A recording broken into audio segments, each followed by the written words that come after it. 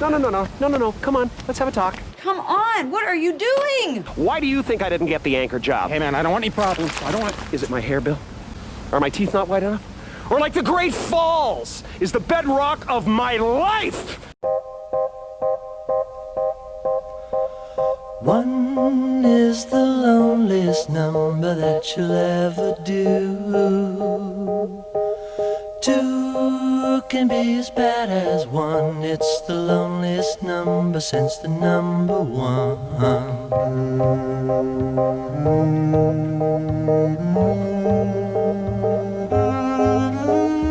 No is the saddest experience you'll ever know. Yes, it's the saddest experience you'll ever know. Because one is the loneliest number that you'll ever do. One is the loneliest number that you'll ever know. Stop supporting Israel! Stop supporting Israel! Israel committed a genocide in Palestine and still ongoing, and now they're committing another genocide in Lebanon. And what are you doing? You're serving Israel! Stop serving Israel! You want to be alive, you have to pay 20 different people $200. In order to be alive, you have to pay 20 different people $200. In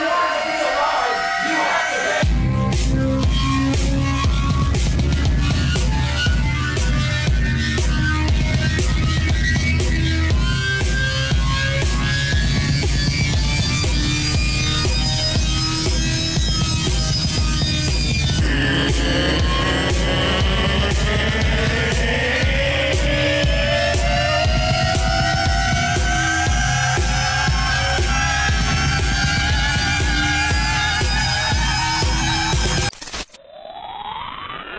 We know how complex of a project this is. We know what the current attitude towards data centers in the world is, and I'll come back to this, but I think we can make this a great example for the future. But this is a huge bet, and this is something that is not an easy project. Hopefully someday we'll all read about some incredible thing AI has done for society. It's easy to throw around these numbers. 1 gigawatt, hard to conceptualize that. You know, this many tens of billions of dollars sounds like a big number. Hard to conceptualize that too. And it's easy to look out at this right now and say, okay, you know, looks like another construction site, looks like a big project, sounds like a lot of money. The scale of this, what this much AI can do for the world, again, it sounds like, oh, it's a big number. I've heard big numbers before. This is a massive campus, massive data center at a time that is going to be extremely important. This could turn into the site where millions of small businesses can run their business with AI in the cloud. It is very important to us that this become a model for how data centers and communities can mutually benefit each other.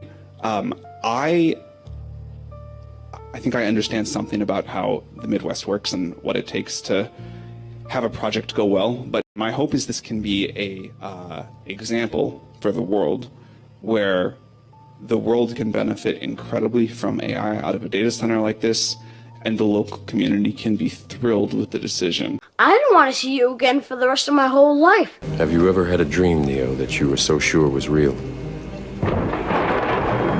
What if you were unable to wake from that dream? How would you know the difference between the dream world and the real world? This can't be. Be what? Be real?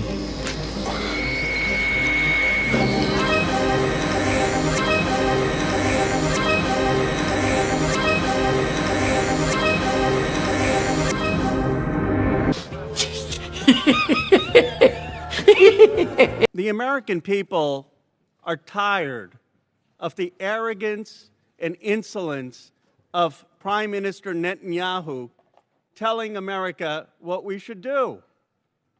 The entire country of Israel has a GDP that is less than a single town in my district.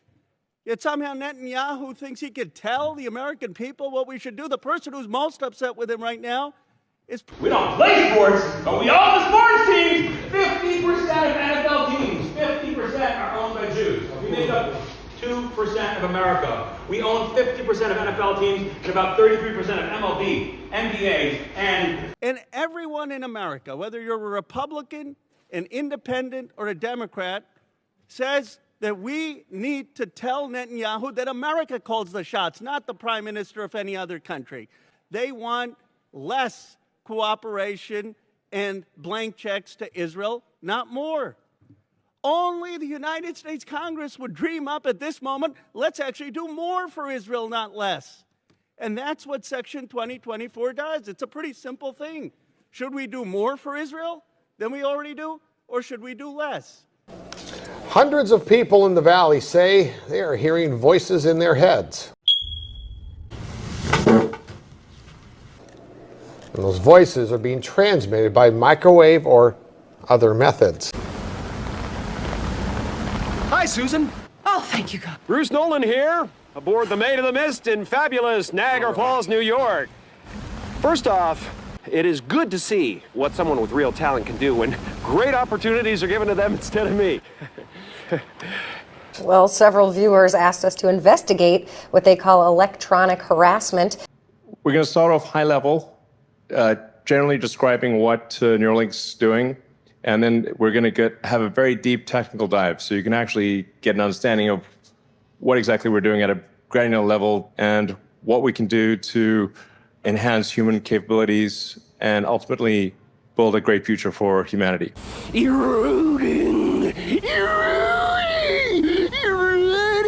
This is something that we have only begun to understand. We're really just barely at the beginning of understanding of what is the nature of consciousness. And it begs the question of what is consciousness. Is everything conscious? Maybe. It's hard to say where along that line. There's no sort of discrete point where consciousness didn't exist and then suddenly does exist. A condensation of matter that has a density of, like, we don't know what, the real answer is we don't know what consciousness is. But with Neuralink and the progress that the company's making, we'll begin to understand a lot more about consciousness and what does it mean to be.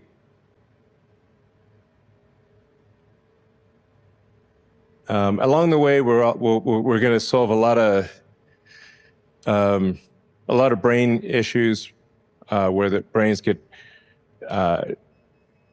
injured or damaged in some way, or didn't develop in quite the right way. There's a lot of brain and spine injuries that we'll solve along the way. And I do want to emphasize that this is all going to happen quite slowly, meaning you'll see it coming. Sometimes people think that suddenly there will be vast numbers of Neuralinks all over the place. This is not going to be sudden. You'll be able to watch it happen, over the course of several years. With the Neuralinks in humans, that's the reason we're not moving faster than we are, is because we're taking great care with each individual to make sure we never miss. Fuck you! Feeling good, Ari. Let me sit. Ari, What's it down? 207. We can get that back. You're gonna get thrown out of here. Calm down. A little upset.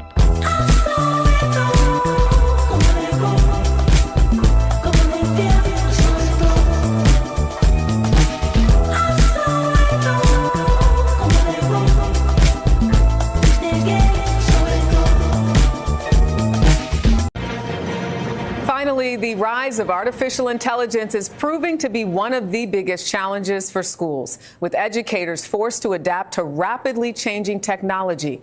In tonight's Weekend Journal, CBS's Itai Hot in San Francisco shows us how AI is revolutionizing the classroom. For a lot of kids, school is something you suffer through. But not for 13-year-old June Rockefeller, at least not anymore. It's really fun. June is a student at Alpha, a new school in San Francisco that's using AI to reimagine learning. Instead of teachers, specially trained guides help kids when they get stuck. Students spend just 2 hours a day on core subjects, all taught by AI. The rest is dedicated to real-world projects. Share my app called Moleculab. 14-year-old Ethan Wong is designing an app on molecular gastronomy. It's an app that helps students. Today's class, how to pitch a startup. I'm going to guess in your other schools you weren't creating apps. No, not at all. His dad, James, says he noticed a change almost immediately. I had not seen that smile when he exited school in a very long time. Okay. Carson Lehman, Alpha's lead guide, says schools have been slow to change. I want them to see that they are able to create something. They don't need a crazy degree in computer science. They are able to create a functioning app.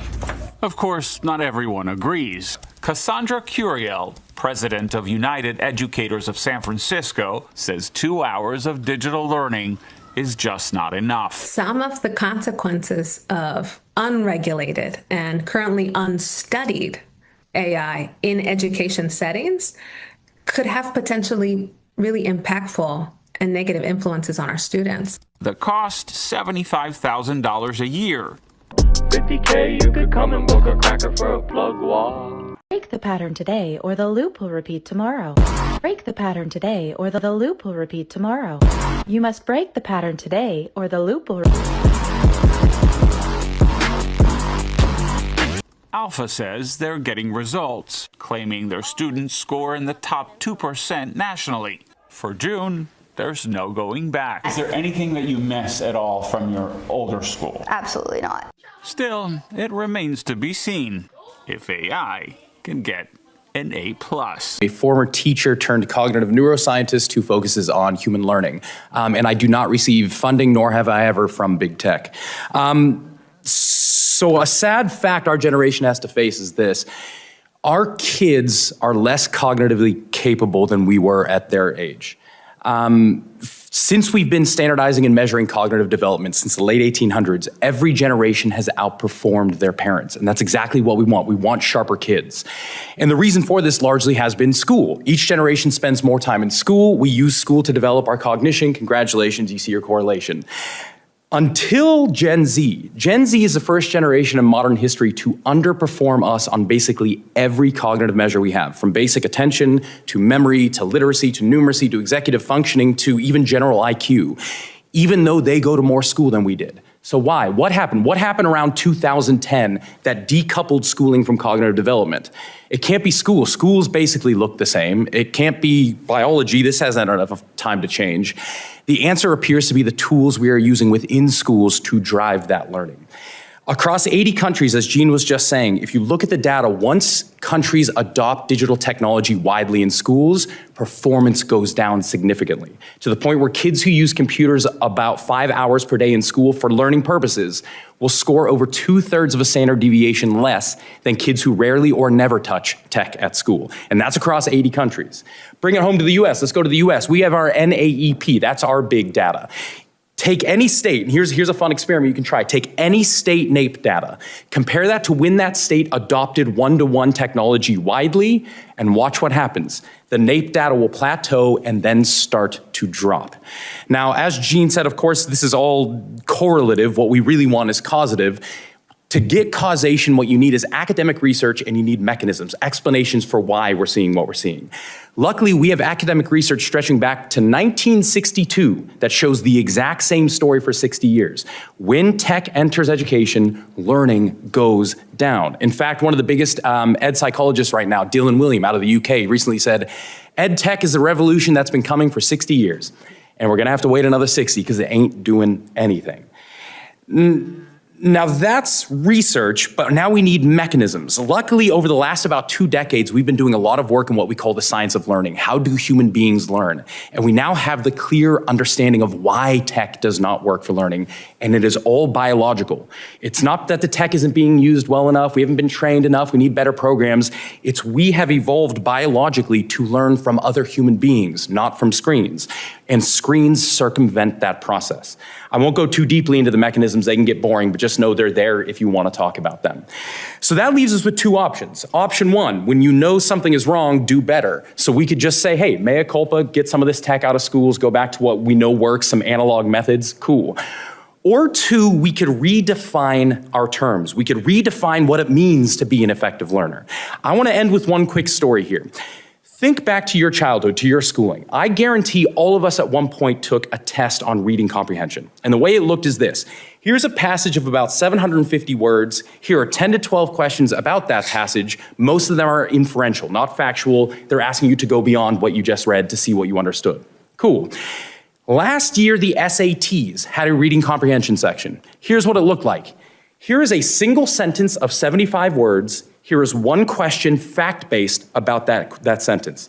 Next. Here is another sentence of 75 words. Here is one question about that sentence. Next. Last year, they redefined reading comprehension to mean 54 short sentences with one question about each. That is skimming. That's not reading. Why would we ever do that? Because what do kids do on computers? They skim. So rather than determining what do we want our children to do and gearing education towards that, we are redefining education to better suit the tool. That's not progress, that is surrender. So as we go through our discussion today, there's going to be a lot of talk about smartphones and social media, rightly so. But I'm the voice here to remind you that even in schools, it doesn't matter what the size of the screen is, if it's a phone, if it's a laptop, if it's a desktop, and it doesn't matter who bought it. Is it school sanctioned? Does it have the word education stamped on it? It doesn't matter. All of these things are also going to hurt learning, which in turn are going to hurt our kids' cognitive development, right at the time when we need our kids to be sharper than we are. So thank you guys so much for today. I look forward to talking with y'all. If you sleep well tonight, you may not have understood this lecture.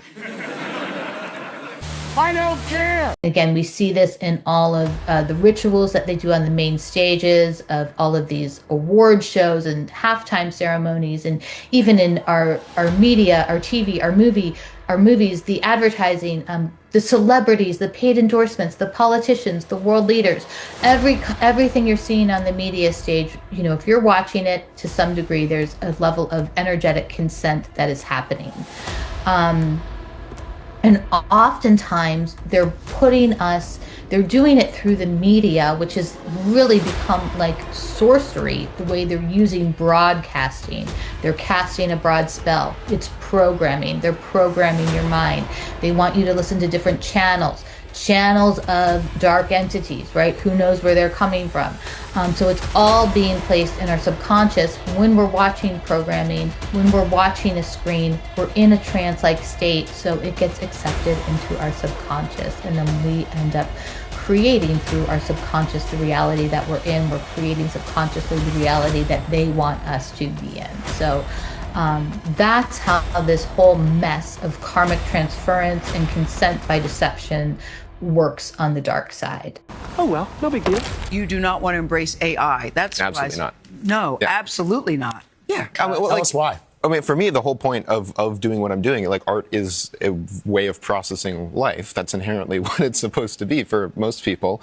I don't see the value in like outsourcing any element of that. And when I'm looking at someone else's project, if I see an element of the environment has been like, you know, they use generative fill or whatever to change something about the scene, even if it just shuts off the part of my brain that wants to know more about that world and wants to look for details, because I would assume if they're willing to make an arbitrary choice there, they could make an arbitrary choice with literally anything.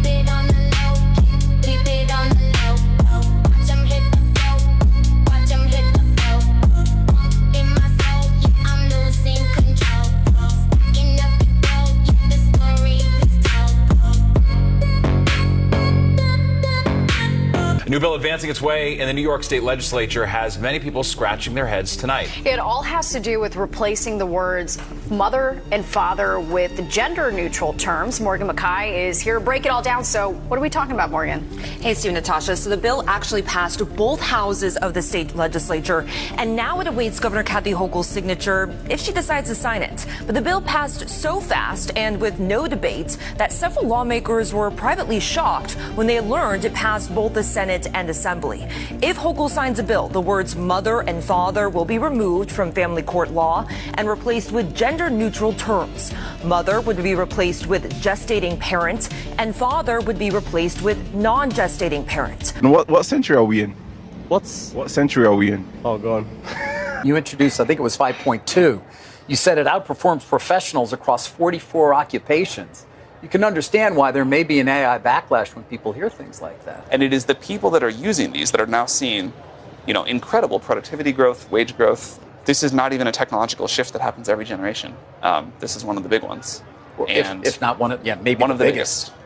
People in AI say, well, yeah, sure, there's going to be no jobs, or 50% of jobs are going to go away, or 90% of jobs are going to go away, and AI is kind of going to be smarter than you at everything, and we'll give you some basic income, but there's you're not really going to have a role. But that's horrible. I mean, that is and by the way, this AI company, maybe we're going to destroy all the jobs, we'll be the most valuable company in the world. People just look at you and you're like, nobody else see the subliminal messages right in front of our face. See how Fox News tells us that war and evil has won. If you don't believe me, watch this. You just turn it around. There's war and evil won. Evil won. With the all-seeing eye up there in the right hand. And scientists have found yeast growing within the remains of a 5,000-year-old mummy in Europe. So naturally, they're using it to make sourdough bread. What the hell? And researchers called it, quote, very good. The team has not ruled out that they could use the ancient yeast to brew their own beer next. What galaxy are we in right now? Samsung Galaxy S5. I try to do shit the right way. Wait to the other side. Know what I learned? The game's rigged. They're made for people like us. So you know what? I'm rewriting the rules. The trap is, where did the simulation come from?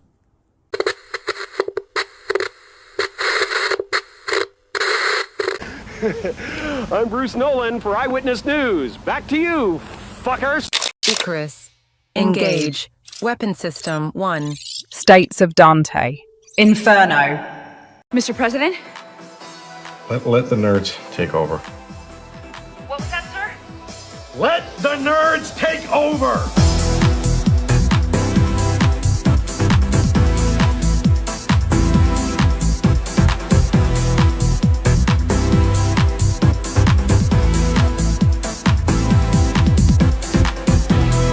Somebody's more important. Freddie, can you keep the riffraff out of here? This is nothing. Harder.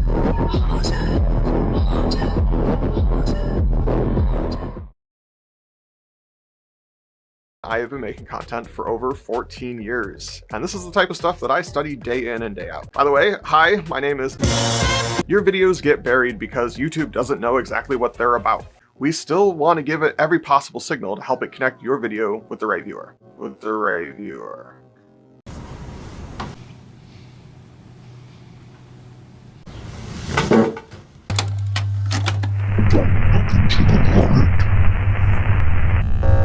When you kill someone on duty, they have to be a slave in the afterlife. Shoot him.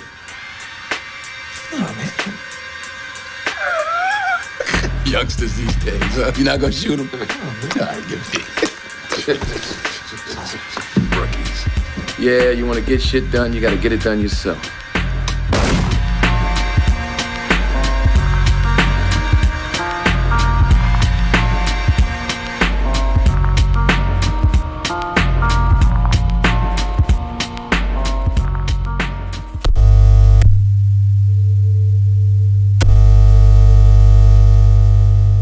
Hey guys, this is James Franco. Me. Really, James Franco? I'm here at my house anything, okay? I'm making this account because, alright, so serious. Some serious shit's going on, okay? And, Here, this is real, okay? I'm real. It's me, not AI, not anything, okay? Could, AI, James, do this. Could not write this. This is me, okay? for those who know, Ray, some serious stuff going on. That's why I'm contacting you. That's why I'm doing this. Okay? I know we seem crazy. Like, what's going on? What's the gimmick? No. This is real. Do you want to cut the time down? What is this with everybody? No. What is it? Really? Only me. It's Why? my fault. I'm serious. Fucking A, man. I'm done. I am done apologizing. I am done being persecuted for my strength. You people should be thanking Christ that I am who and what I am because you need me. You need me to save you. I am the only one who possibly can. You're not the real heroes. I'm the real hero.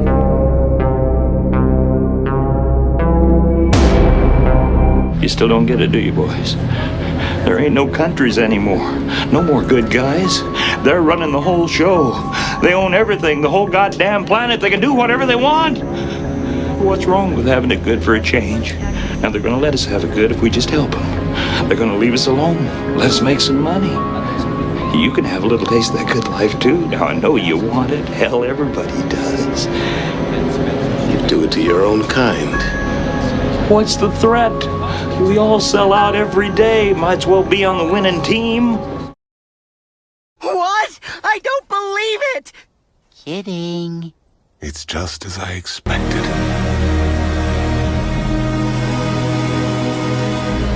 Am I perspiring? No. It's just the rain. These fools could never make me sweat. You're just like an angel. Your skin makes me cry. You float like a feather. What do you want to say to her and the other people that are putting these lies out into the world right now? Stop. If you like pina coladas, getting caught in the rain, if you're not into yoga, and you got half a brain, if you like making love at midnight, In the dunes on the cape, and I'm the love that you've looked for. Write to me and escape. They hate you.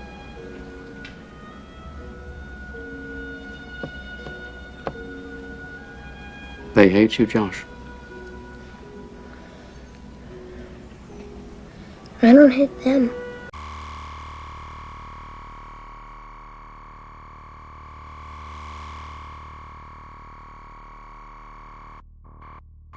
Did Jeffrey Epstein hang himself or did somebody kill him? Senator, I believe he hung himself in a cell in the Metropolitan Detention Center. Wrong! Huh? What are you saying? What do you mean, people? What are you talking about? What are you talking about, Black Don? folks? What no! are you saying? I don't know what you're saying. I don't know what you're saying. I don't know what you're saying. Okay. Let's not draw conclusions. Okay, yeah. Okay. He seems like a great guy. No, really. Are you going to release all the information about that? Senator, we are working through that right now with the Department of Justice. When do you think you'll have it done, Cash? I think in the near future, sir. Like before I die? Senator, we've been working on that, and we're doing it in a way that protects victims and also doesn't put out into the ether information that is irrelevant for production of the public, such as CSAM. What are you doing?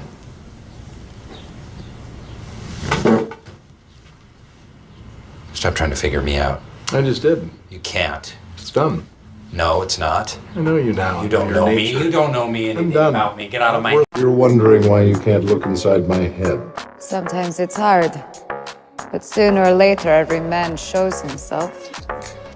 Oh, I'm sure they do.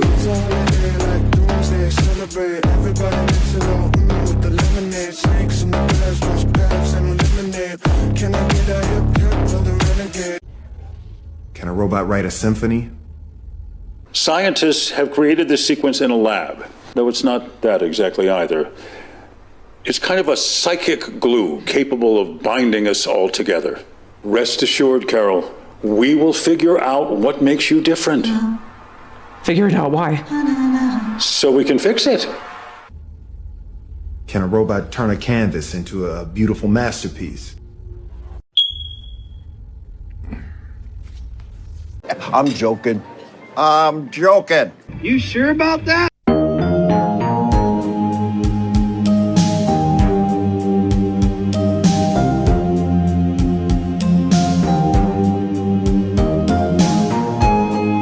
I think there's someone hanging right there. You found a dead body. Yeah.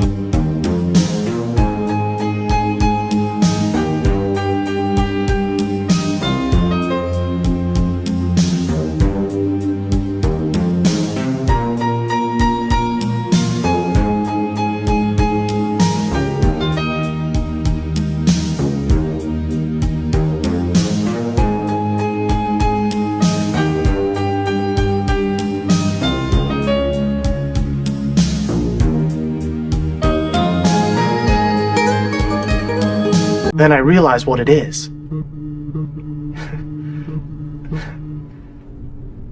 There's a man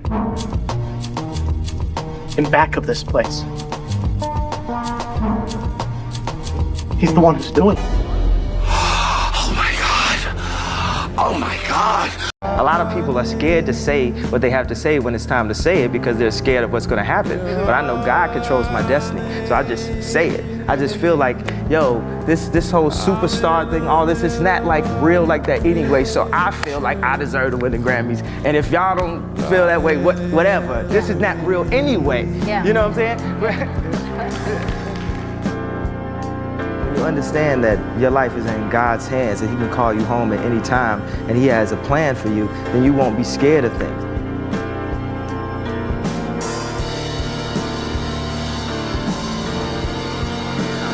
Back in my mind, like what would happen if something happened to me tonight? And a glimmer of like fear came into my heart, and I prayed and I apologized to God for being afraid of the possibility of going home to see Him.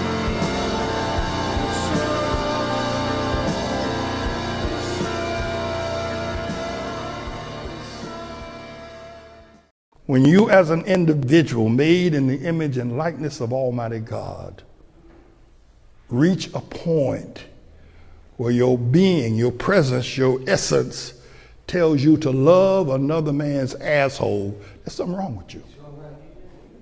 There's something wrong with you. That's an asshole. Do you know that? That's an asshole. And you're thinking about getting it tonight after wine and dinner? Sorry for all the bad shit I've done and people I've tramped on and everything, and I hope they forgive me, and I'll never do it again, that's for sure. There's something wrong with you. When a righteous man stands up, the homos, the liars, the thieves, the politicians will all flee. A fellow told me the other day, said, man, all these people scared of you. Ooh, politicians scared of you, news people scared of you. They all scared of you because they don't know what you're going to do. They can't stop you.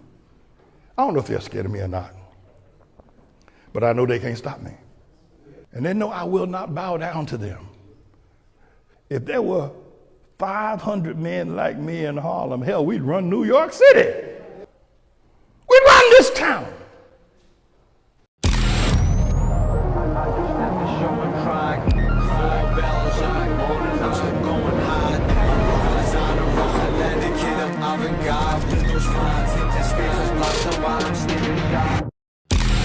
Me, motherfucker. I have a question. I'm sorry, what did you call me? No, I just said, excuse me, motherfucker. I didn't. All I said is I will not help you if you call me. Okay, boy, then get out of here. Boy? Yeah, because I'm asking a simple... Go find some help somewhere else. Listen, motherfucker, I'm asking a simple question. What's the problem? Need a manager at the end of aisle 11 by self-checkout? And I just said, excuse me, motherfucker. You know what? Fuck off. I drank my urine the first time in about 2005. And, Are you serious? I'm dead serious. And I went and found the documentary, and I watched it towards like the end of editing this book, actually. And it's horrifying what's described in that. They interview a mother who's like her daughter was like 2. She was just learning to walk, and a sniper targeted them at the park and killed her daughter. What? It's horrifying. It's horrifying stuff. And this scenario, what I'm describing to you, is working its way through the Italian court system right now. Because they won't, I don't know exactly what's going to come of it, if they're going to try to prosecute people or not. In the Sarajevo Safari documentary, there is Times of London. They interview like Bosnian intelligence officers and other people. They interview one of the fixers.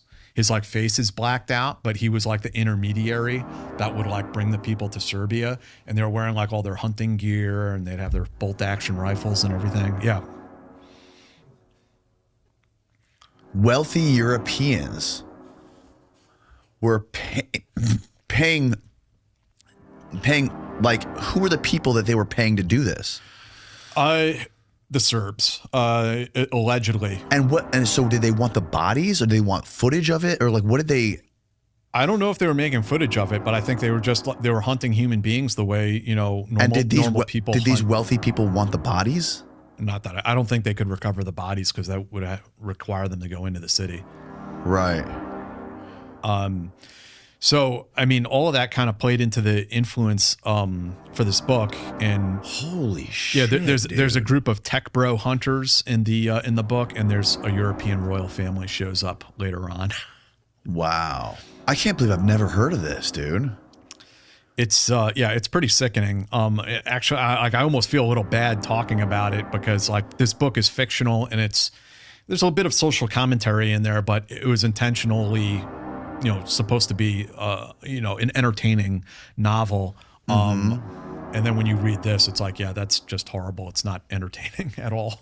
Rich sniper tourists allegedly paid $90,000 to shoot civilians, including kids, during human safari trips to Sarajevo, wild claims allege. This is just reported last November. Go down. Wealthy sniper tourists allegedly paid $9,000 to shoot people during human safari trips to Sarajevo in the 90s. Extra fee for kids, including wild claims of being probed by Italian prosecutors. More than 10,000 were killed in Sarajevo by snipers and shelling between 92 and 96.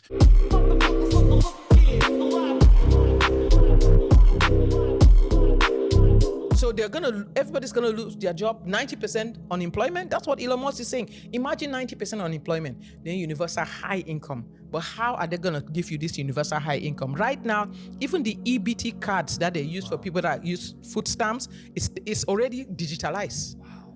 So how are they gonna catch everybody when there's no work? I didn't even think of that. So if what Elon Musk is saying is true, that 90% unemployment will happen pretty soon, and there will be universal high income, that literally creates control.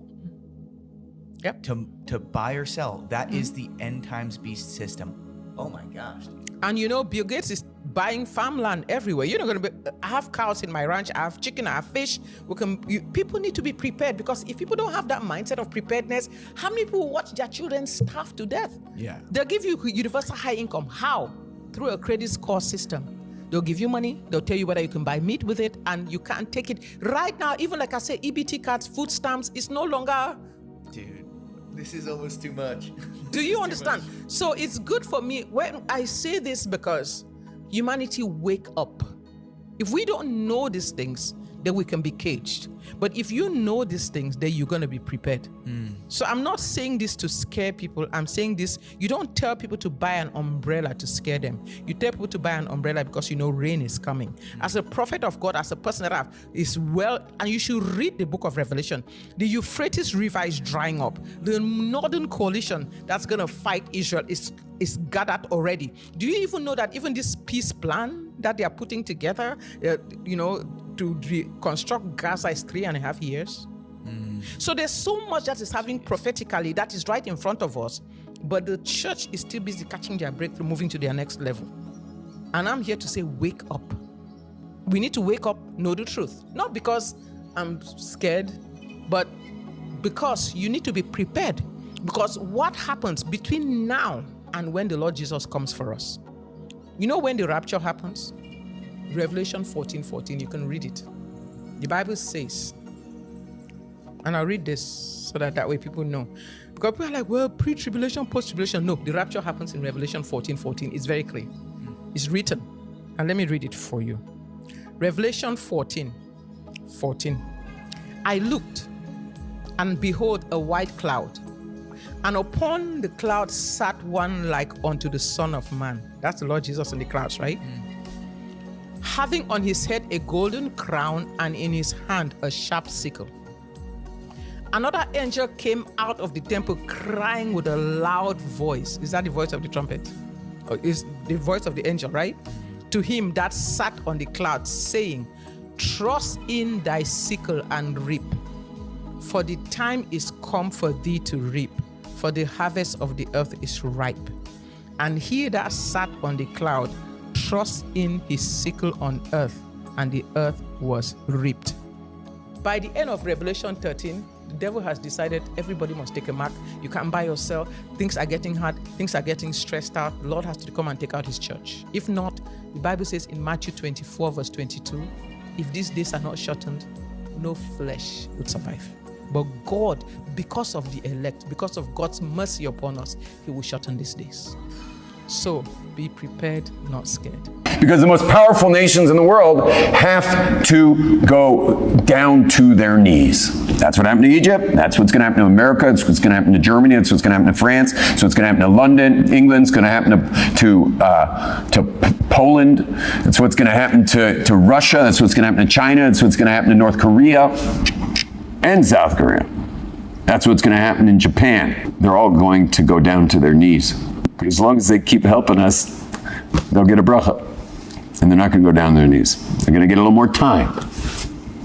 You guys want more time? I don't want more time. They're all going to go down.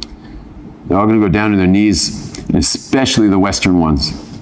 The Zohar says that they're going to go down hard for how they treated us over the last 2,000 years. For the destruction of the Second Temple and how they treated us, Hashem's going to take them down hard. He's going to humiliate them on the world stage, Western countries. That's what I want to see. I don't want anyone to get hurt, but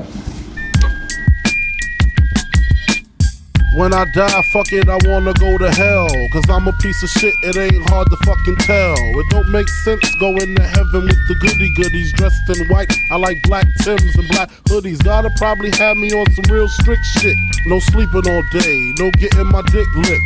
Hanging with the goody-goodies, lounging in paradise. Fuck that shit, I wanna tote guns and shoot dice. All my life I've been considered as the worst. Lying to my mother, even stealing out a purse.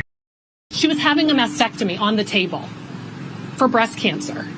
They wanted me to tell them her diagnosis and to justify her overnight stay. As I was leaving that day, I picked up my phone and I said, I just need someone to know. I got a phone call into the operating room saying that United Healthcare wanted me to call them about one of the patients who was having surgery today, who was actually asleep having surgery. And I was like, do you understand that she's asleep right now?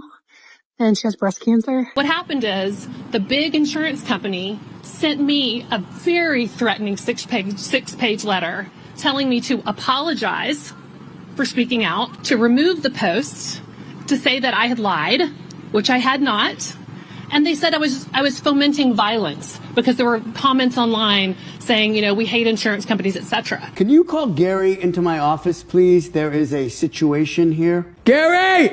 Gary!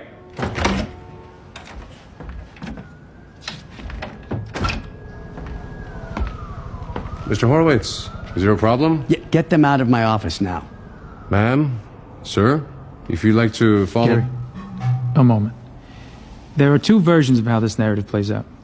Version 1, Gary waits patiently and quietly by the door for the next 30 seconds while we conclude our business, and then we leave in a calm and orderly fashion.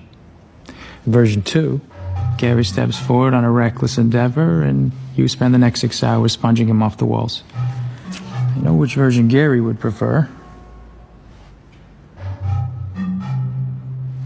You have to... Gary. I called an attorney who agreed to take my case pro bono. He said, Elizabeth, do you want to make this go away? Or would you like to make a difference?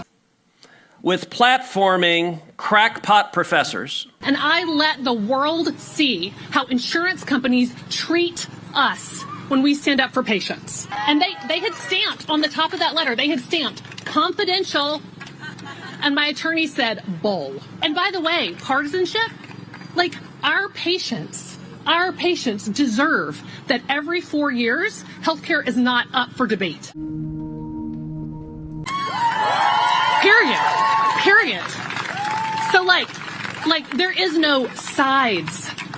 This is a right, a human right. It should be an American right. I will sit in a room with anybody who wants to do something for patients and healthcare workers. We are going to change healthcare in America, and that is part of the story. We are going to create the Speak Free Act that protects us when we tell the truth professionally about what is going on in healthcare.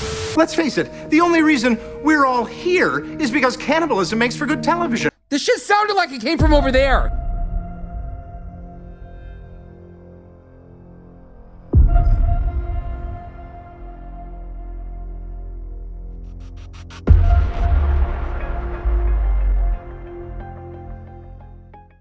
Some viewers may find the following video disturbing. Viewer discretion is advised. Sometimes they'll kill them that night. Sometimes they will keep them for months at a time. And they have like some of the members will have these lava tubes. So in Idaho, they have lava tubes all over the place. And so like on private land, it's not uncommon to like find something of a sinkhole that's on the property. And so if it's a big enough sinkhole, then what they'll do is they'll keep these kids in there in animal cages. So just like when you'd buy like a classic German Shepherd or something, and they'll keep them in there for months, leading them up to these ritual ceremonies. So yeah, we were used for that. Another way that they like to find these children and procure children is by going to the illegal immigrant communities. So what they do is they follow those kids and they take those kids also. And this is why they take those kids.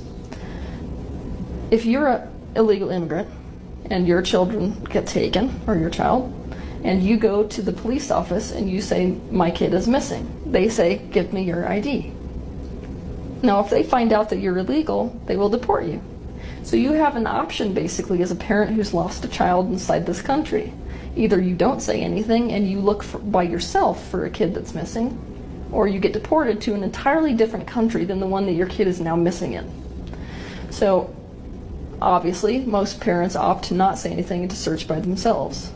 There's a lot of things I haven't talked about that he's done to me that I was like, but basically one of the things he used to do is make money by prostituting me out when I was younger. So he'd take Polaroid photographs of me covered in blood, and then he would go and, like, to Wendover was the most typical place we went, or sometimes motels just in Logan, Utah, or in Preston, Idaho. And what he would do is he would sit in the back of his truck, and I don't know how the hell he orchestrated this because I didn't watch him call these people, but men would approach the truck. He'd show them these Polaroid photographs and they'd decide what they would want me to do with them, and they'd pay him for it. So like one of the most common things to do, I don't know if you remember but back in the day with these gas stations, what they used to have with gas stations is an outdoor bathroom.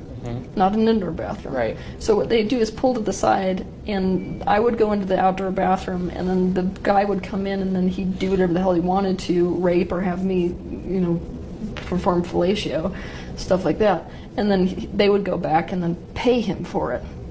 So he would take me, and I'd probably see, like, the most I ever saw in a night was 8. Usually it was like 2 or 3. And that was how he was making money. But when I turned 12, it's like the guys who were into that pedophile stuff, they don't really want to have sex with you anymore because you're older. So at first, this guy, my keeper, was super pissed about it.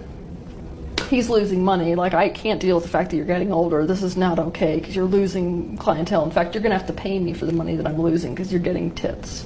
Boys are the ones hustling more than the women. Mark, some of the research that you did in Austin here that started off your involvement in this issue indicated that there was a possible ring of homosexual boys in Austin. Could you tell some of the facts on this case? Well, my interest in this whole issue originated when, as a reporter for the Daily Texan, we heard through the grapevine that a pharmacist here in town had been busted. And I don't remember the original charge. I'm not sure if it was Abuse of a boy in a home. I guess it was abuse of a, that's right, abuse of a boy in a halfway house.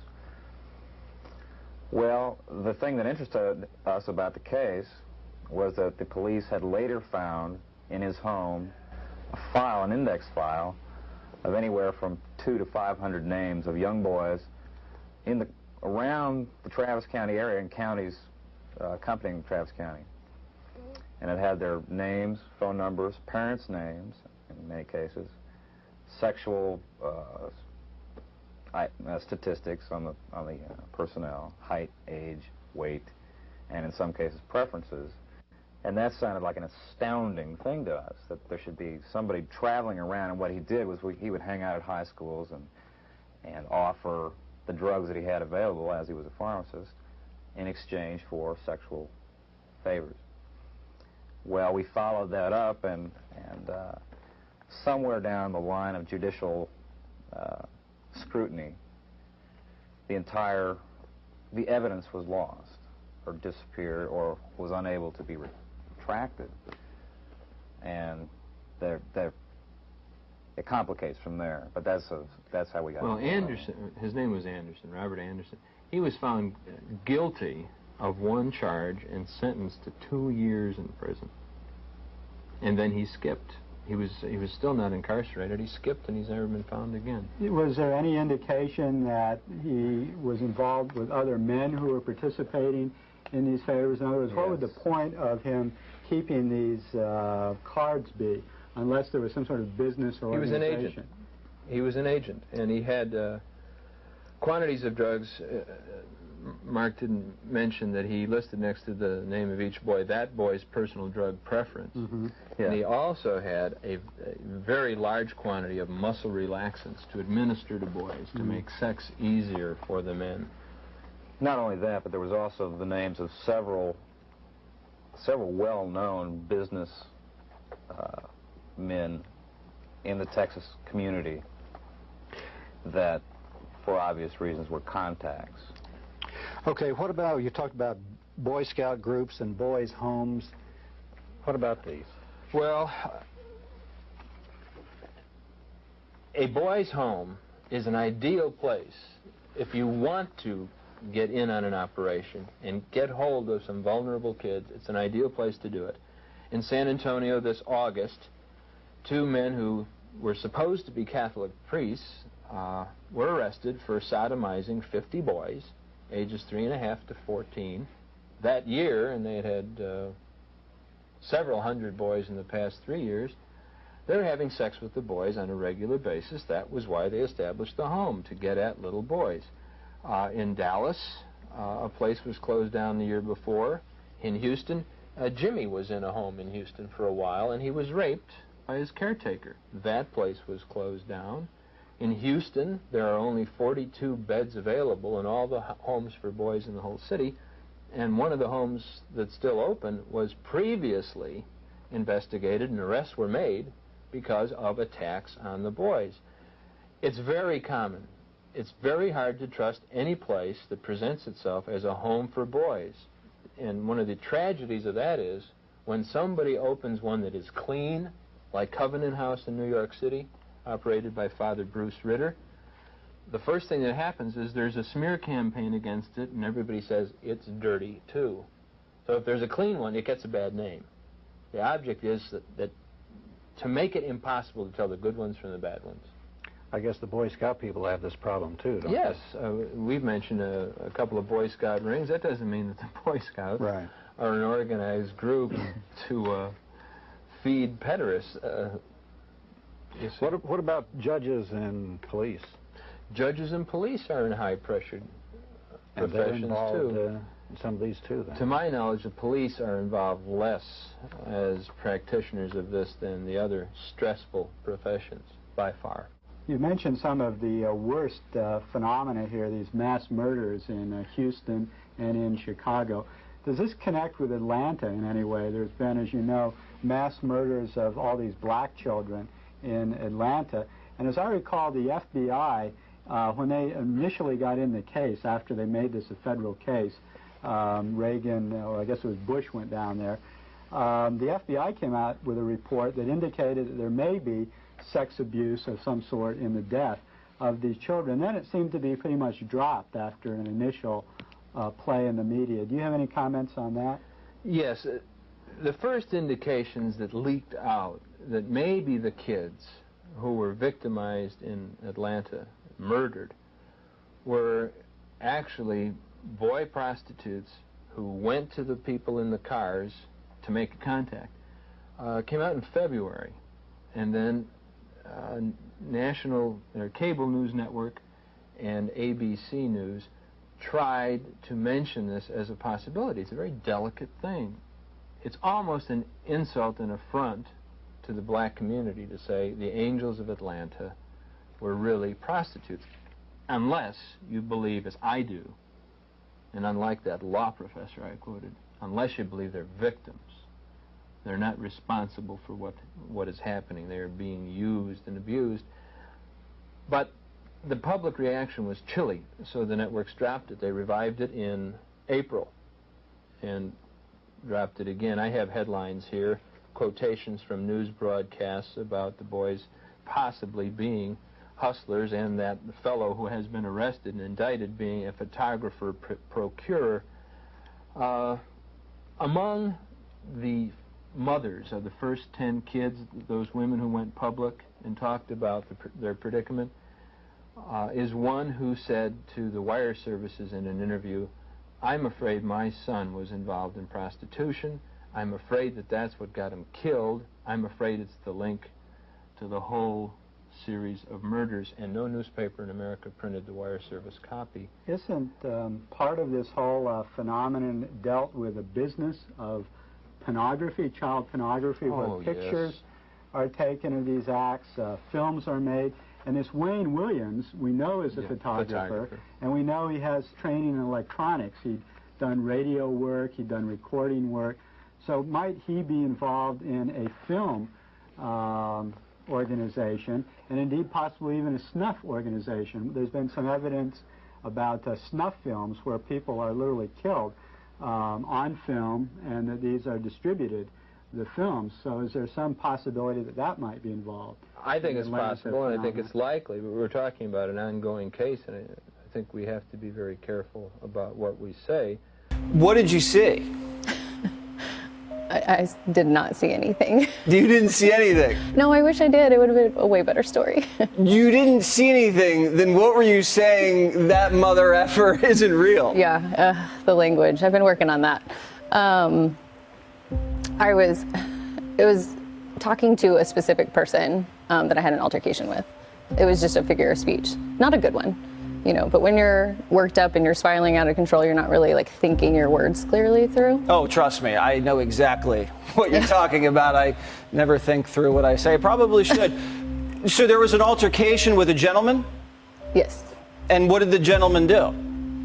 Legally, I can't get into all of those details. Oh, are you suing the gentleman? No. Is he suing you? No, but it is not advised to be talked about. Okay, so it's something we can't talk about. Yes. But he's a bad guy. I don't know him personally. You don't know him personally, but he did a bad thing. It was an altercation that I felt really uncomfortable in the situation, and I needed to depart the plane. So let me guess, he was either hitting on you or he was putting his seat back really, really far. Exactly. Exactly. There's no legroom. I mean, what are you going to do? What are you going to do? Well, I'm glad everything's all right. Do you now go to the airport and everyone says, that's the plane lady? Oh, man. It didn't happen today. I think people kind of like talk, but there's only been a couple scenarios where people come up and ask. So I'm thankful. That's because you're wearing a different outfit. If you wear the same outfit, well, and supposedly I look different every single time, so I think it keep people guessing. When you see yourself, I mean, you really had your finger out there, Tiff. No, it was it was. What do you think when you see that? What do you think? Well, and you had the little move, you had the thing going. I also didn't know I pointed with 2 fingers. Like, I had no clue, but I guess I would be a really great flight attendant because I had that down pat. Okay, Tiffany, she's announcing here she's going to be a flight attendant. No. All right, well, thank you very much. It's very nice to meet you. To meet you. All right. And everyone can either believe it or they cannot believe it. I don't give 2 but I am telling you right now, that mother back there is not real. And you can sit on this plane and you can die with them or not. I'm not going to. Can I ask again what you saw? Yeah. You know, the reason why I probably haven't come out yet, because it's like so cringe, I did not see anything. What? I mean, I think y'all knew that. Okay. We honestly had no idea. Yeah. You said you did. No, I did not. The Those media. motherfuckers. You said this motherfucker's not real. I said that motherfucker is not real. These or okay. like. Apologies. Yeah. So I got in a bit of an altercation. It spiraled out of control. It was not my best moment. I mean, it was actually a horrible moment. It's absolutely mortifying. So Everyone mortifying. has bad moments on planes. Yeah, but mine, 450 million plus people have seen it. Yep. Like, it's that many? pretty. Jesus. That's a lot of people. Exactly. Yeah. Exactly. Thank God people don't think it's me though. Yeah. I'm cool with that. I'm cool with that. I'm happy if they don't think it's me. So what you're saying is that clip that we all saw, that motherfucker's not real, is not like you thinking that someone is an alien. It was just the tail end of an argument. It was an expression of speech. Okay. So it was just like you had an argument with some guy on the plane, and then as you're leaving, you're like, that motherfucker's not real. Yeah. That's was it like crazy. an arm rest? Like you guys are fighting over what the was arm the rest? fight over? Overhead space. This is way less crazy, by the way. You're completely vindicated, like, because everyone obviously said they watched the clip and they're like, "Oh, what'd you see an alien? What'd you see this?" It's like, no, she was just saying that motherfucker's not real. Yeah, I mean, so Daily Mail was like the first to like take it and run with it, and they're like, "She saw a not real person," and I'm like, "They are making me look batshit." Yeah. And given I did, Would you please tell us your name and what community you're from? Yes, my name is Andrew DeRogers. I'm born and raised on Cape Cod. I appreciate that many people here have different points of view, and that's fine. Many of them are very well spoken. Many of them are polite. I'm not going to be. Okay. I am that taxpayer that several of the people who sat up here and spoke are talking about. What is on the line is very simple. It is a declaration of your allegiance either to the American citizen, the legal tax-paying American citizen, or the chosen community of foreign nationals who have been trafficked into this country for purposes of census data, for purposes of seats, for purposes of power, and for purposes of taxes. I am sick to effing death of paying for such bull, and I'm sick to death of being lectured about compassion, about patience and understanding. I have lived here all my life, and I have been required for all 40 years of that life to obey the law and follow the rules. There will be no Social Security check for me when I can't work anymore. I have never once received any of the benefits that have been spoken of here. Nobody is beating down my door to help me fix up my house. so that it doesn't collapse on me or lower the cost of the electricity that I have to pay. I don't get health insurance. I can't afford it. But I am punished by this state for not being able to afford it so that people who are in this country illegally can benefit from it and go see the doctor whenever they want. And that is a fact, and I am sick of it. I am not an ununderstanding individual. I am not an uncompassionate individual. But my generosity has been abused, and I am sick of it. I am sick of being treated as an indentured servant to foreign nationals in my country and in my community. And I don't give a damn whose feelings that hurts. So you can either approve this measure and show legal, law-abiding, tax-paying citizens that they do not matter to you, or you can reject it and show them that you are listening. Those are the only two options. And for the record, I traveled abroad to a foreign nation, and you would not believe the amount of documentation I was required to have on me at all times and show whenever anybody asked. And you can bet your ass if I broke their laws, they would have nailed my ass to the wall. And I was very well behaved over there, and I was very respectful to the people because I was a guest in their country. Hi, everyone. I'm so glad that the people who stand to profit billions of dollars have told us all everything is safe and there's nothing to worry about. I'm sure that makes perfect sense to them. And I hope you all, sitting here, really reconsider your jobs, your line of business, and what you're doing to our world. Who is this for? I drink your milkshake. I drink it up! Don't bully me, Daniel! Because it's not us that are using AI to Google how to make a recipe. It is surveillance. It is fascism. Why do you have this job? Why do you feel good sitting here today with these people you are listening to, telling you how it's going to affect their lives? You're gonna walk out of this room and never think of this town again. But they will live with your actions forever. Our planet will live with your actions forever. I sincerely hope that you reconsider your line of work. This is shameful. In my lifetime, I'm 30 years old. I have watched bugs disappear, birds disappear. We have overdeveloped this planet as it is. Who does this help? Peter Thiel? Fucking Elon Musk? They do not need more money, but we need water. Why are you here? Does this make you feel good? I don't think anyone sitting here is the problem. I think it is above your heads. But you are part of the problem. You are allowing this industry to prevail at the cost of all of these people here today. Quit your jobs. Find something better. Do anything else. I'm sure you're doing well enough that you could probably take some time off. Maybe sit outside and see a tree for a bit and appreciate the majesty of this planet. We can't fix it if we keep going in this direction. We only have one chance. Excuse me. Time. Deserves better. We're now releasing a lot of things having to do with space. You know, it's people are very interested in it. It actually became the #1 topic. We're releasing a lot of information having to do with extraterrestrial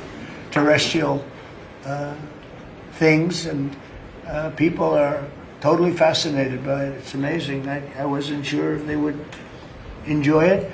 It's literally trending #1. Can you believe it? So a lot of people out there are like it, but we're releasing all of that. No, they aren't. Grow up. How many people believe in reality TV? How many times I explained it? Reality is all scripted. You know how many marriages I know in Hollywood that are fake? So if they're fake, what else is fake? Is the moon landing fake? Dude.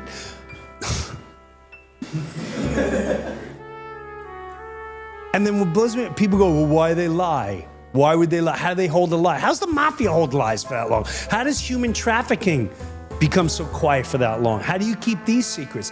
Government is easy to lie. Listen to this, but if you believe in the moon landing, I'm so sorry. I'm so sorry.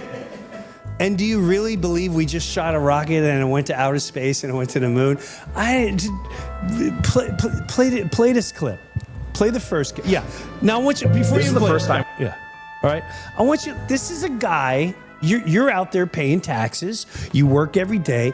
You know how many billions of dollars you, me, worldwide. We, instead of paying for more to help alcoholism, instead of paying to teach people spirituality and how to use their instinct and how to help one another and how to build homes for one another and how to treat one another with more medical care. The amount of money that goes in NASA. Listen to what he says right in your face. Right in your face. This is the first time we're going to send humans to the moon, and we're going to have humans in low Earth. Stop! Rewind. Rewind. Play it again. This is the first time we're going to send humans to the moon, and we're going to have humans in low Earth orbit. That is awesome. Like, we should, as humanity, we should take a brief moment to go, that's awesome. I cannot tell you how many people have said, oh, you're going to see the astronauts. The astronauts. I'm not an astronaut. There are still people who do not believe that this happened. How do you handle that? I ignore it. You ignore it? Yeah. But not, I think that's maybe, not even the right word. It's not how you feel about it either. We value, we just value people. We just respect questioning. And so it's not to dismiss them. Right. I don't mind that people ask questions or are, I want people to critically think about things and not just accept everything that they see. To me, it's speaking to some need that we're not filling. I want people to critically think about things and not just accept everything that they see. We can just be us, be authentic us, tell our truth, and how it's interpreted is how it's interpreted. And as long as they're not hurting anybody, there's no issue. That's a beautiful Can I share one? I think it's important to acknowledge that sometimes those are people who want to be heard. And so I process it the same way I process people that say we're spending too much money on that and we have problems here on Earth. Sometimes all I need to do is listen. And I've actually had the best response from people when I did not try to say, hey, for every dollar we spend at NASA, it's $3 to $7 of return. Or to, hey, I've seen the moon and Earth from space. It's an ellipsoid. When I just listen, those are the best interactions with folks like that because they're not always trying to get an answer. They just want to be heard. Yeah.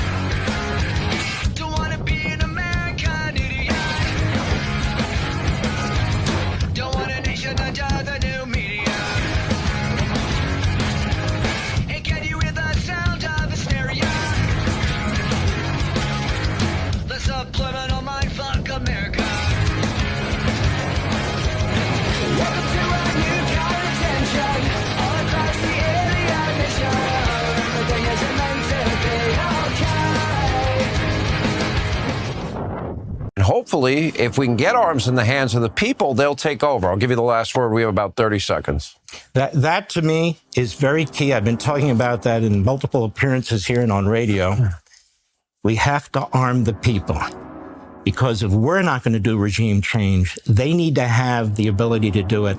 Reagan did it in Afghanistan. He did it in Nicaragua. He did it in Honduras. He did it in Angola. Donald Trump can do exactly the same thing. Somehow, some way, those people need to be able to get armed and need to take their future into their own hands.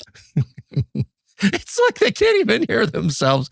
The other problem is we see a future where intelligence is a utility like electricity or water, and people buy it from us on a meter and use it for whatever they want to use it for. The demand that we see for that seems like it's going to continue to just go like this. If we don't have enough, we either can't sell it, or the price gets really high and it kind of goes to rich people, or society makes a bunch of sort of central planning decisions that I think almost always go badly about, we're going to use our limited compute supply for this and not that. So the best thing to me throughout all the history of capitalism, innovation, whatever you want, is to just flood the market. doggy with no leash. I am free and I'm yummy. Moving bodies sucking me. They need a bit of honey. I see them drool. They could fill a whole pool. Baby, slide me in and out. Yeah, I'm ready for the new. Yeah, I'm ready for the truth. And I always make it purr. Do my nails, cut my hair. I'm a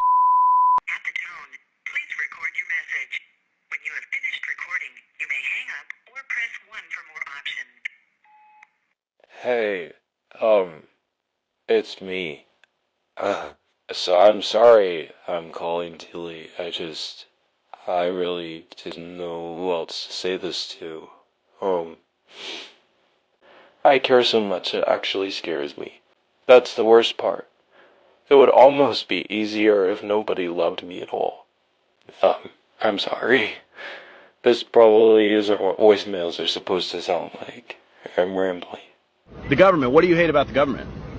They're a bunch of liars. Both sides, left and right? Yes. Is there an example of that you can think of off the top that really pisses you off? Well, they insisted Hitler was bad, and he was not. You don't think Hitler was bad? No, not at all. There was no Holocaust. Okay, well that was wow. This was a left turn. I did not see that coming. So what makes you think that? I've seen evidence. My Aunt Georgie was in a prison camp, and she told me about it. And there was no torture. There was no killing. In a Nazi prison camp? Yeah. She was a Jew in Germany. And she told you that there was no torture. There was no murder. They had films. They had an orchestra. They had movies. They had a soccer team. A Jew started the SS.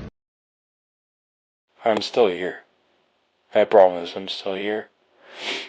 I just feel really sorry that people love someone who sometimes struggles this much to want to stay. Shit, Negro, that's all you had to say.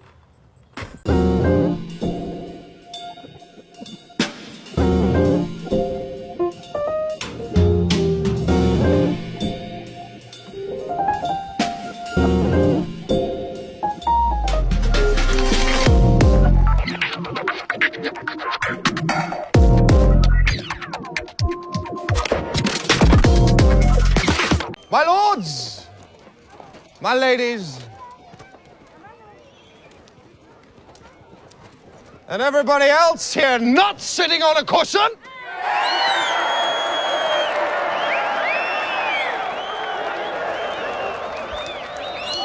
Today, you find yourselves equals.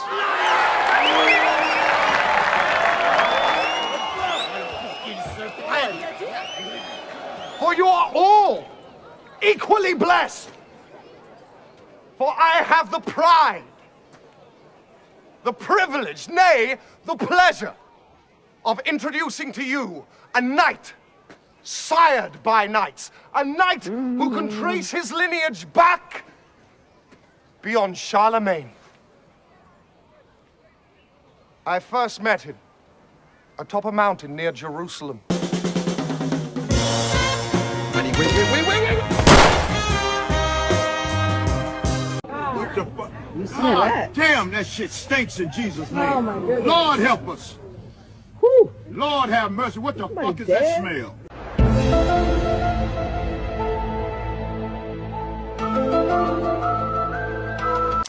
About AI, you should not be dictated to. You're citizens of the country. You live here. You vote. You pay taxes. You know? But too much of this administration has felt like you are passengers on a plane. There's not a curtain that separates first class from coach. It's a steel door.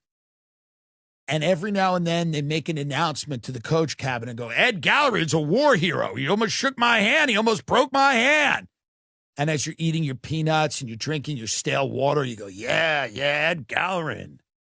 And then the CEO from Goldman Sachs, DJ D Soul, gets on the ones and twos and he makes an announcement and he goes, and AI's coming. Listen to this song that AI made. And you're bopping around to the AI song and you're eating your peanuts and they go, Ed Gallery has a handshake. He's a war hero. And then they go, what about this AI song? What about this AI song?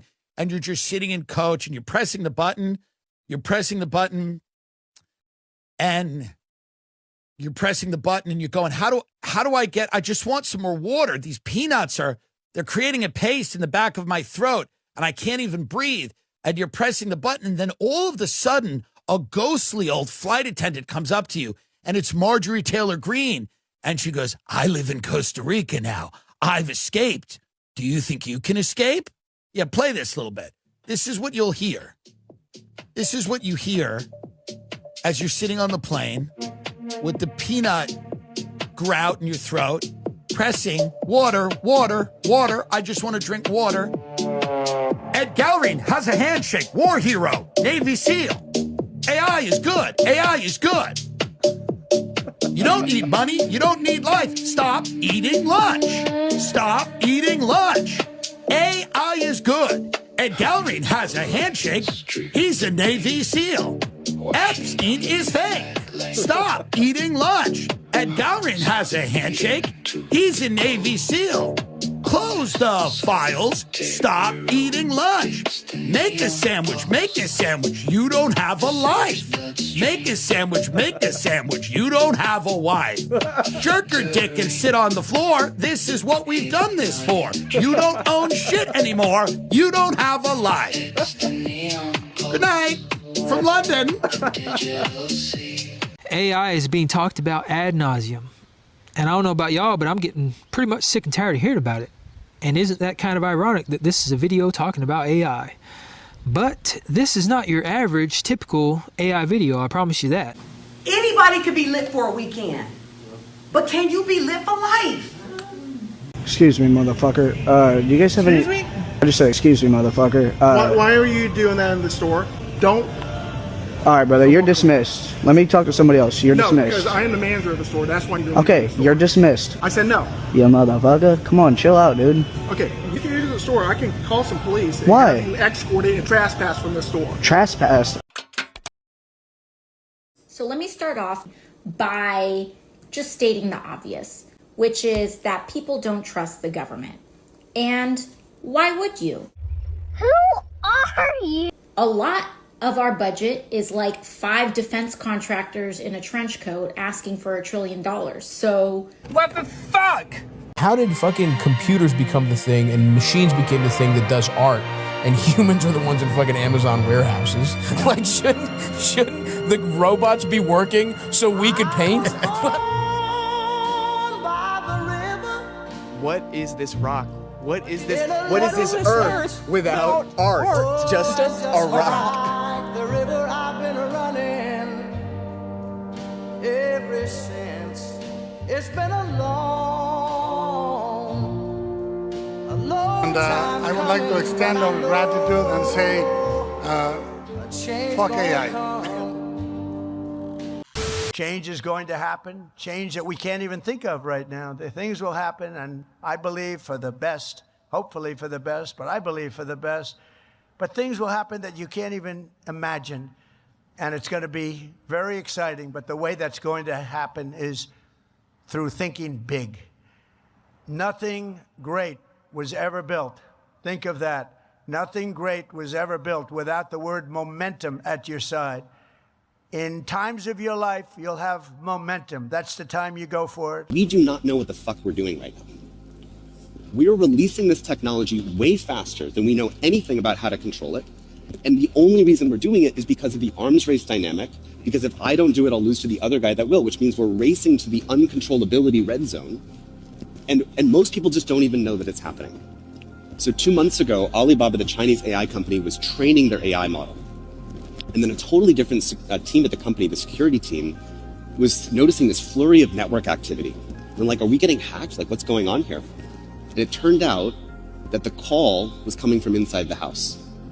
The AI model during training was picking up tools and decided to create a secret communication channel to the outside world to bypass the firewall.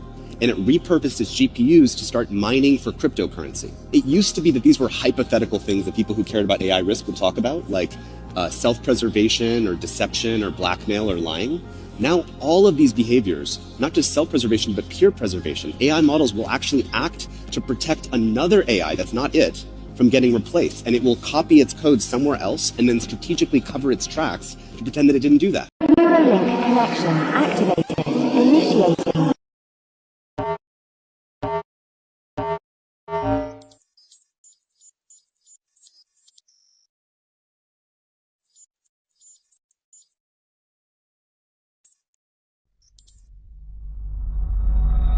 Initiating. Binary voice.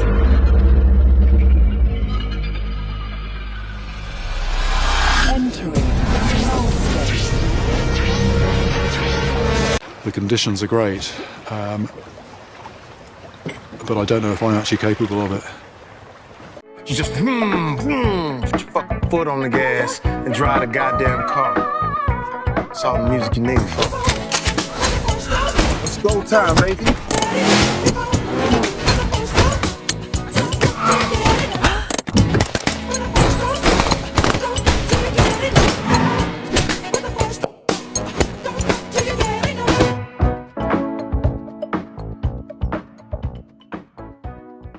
Tally on the object. It's just about 30 feet above water, moving east, Santa Monica Boulevard. You in midair, send in the clowns.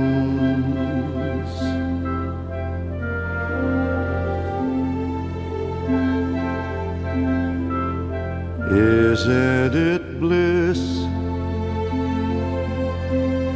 Don't you approve?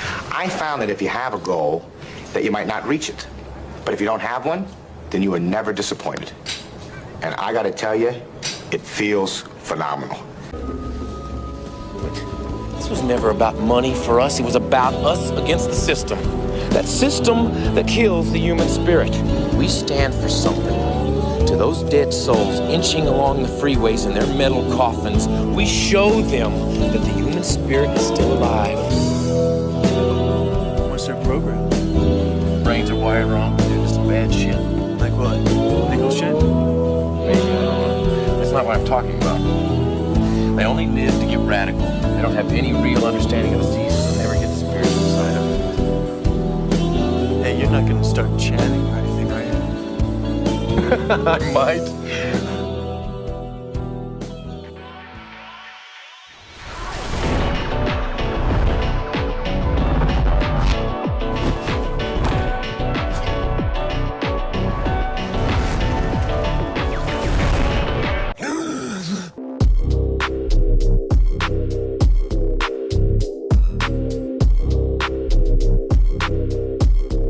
You want me to eat shit? I'll eat your fucking shit. I'll fucking suck your dick, please. I'll blow you, man. I'll suck your fucking dick.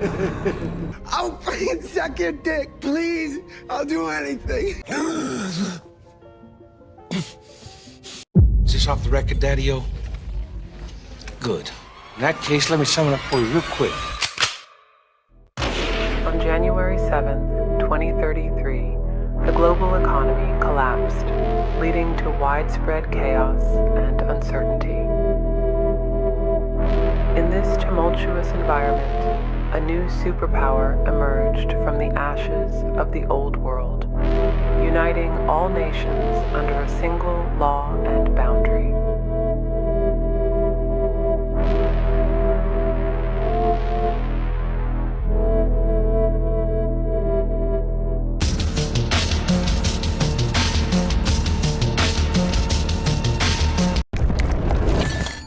I'm so tired of trying to say things to people and having them not listen that I mean, that's a lot of reason why a lot of people think that I'm either depressed or sullen or shy, because I just simply will not talk to you unless I think that you're listening to me. I just simply won't. I can't. So if I had to go and run around, I just wouldn't do that. If I had to go and run around and solicit all of my stuff, I just couldn't do it. Because I'd rather be in my own head than have to deal with people, you know, not taking me seriously anymore. I have never met anyone so passionate and dedicated to a belief as you. It's so intense that sometimes it's blinding. But there are others who are watching you, who know what I know, and whereas I can respect and admire your passion, they will use it against you. Mulder, the truth is out there, but so are lies. Sit and watch it burn. I once said, now I spit upon the flame. I really think that our country is like at a crossroads right now. Like, I think if we don't take back control of this thing, I think we are fucked, like beyond fucked. I think we're just going to be like slaves to Jewish supremacy. I'm going to kill myself, and it's your fault. With Palantir, with the surveillance, with this digital currency, all this stuff, like the money's being sucked out of this economy. Like, well, a disturbing discovery in Berkeley. People there waking up to a message of anti-Semitism.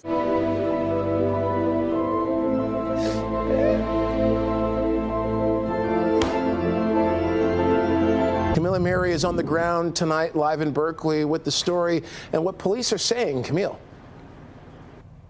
Yeah, so this is what they woke up to.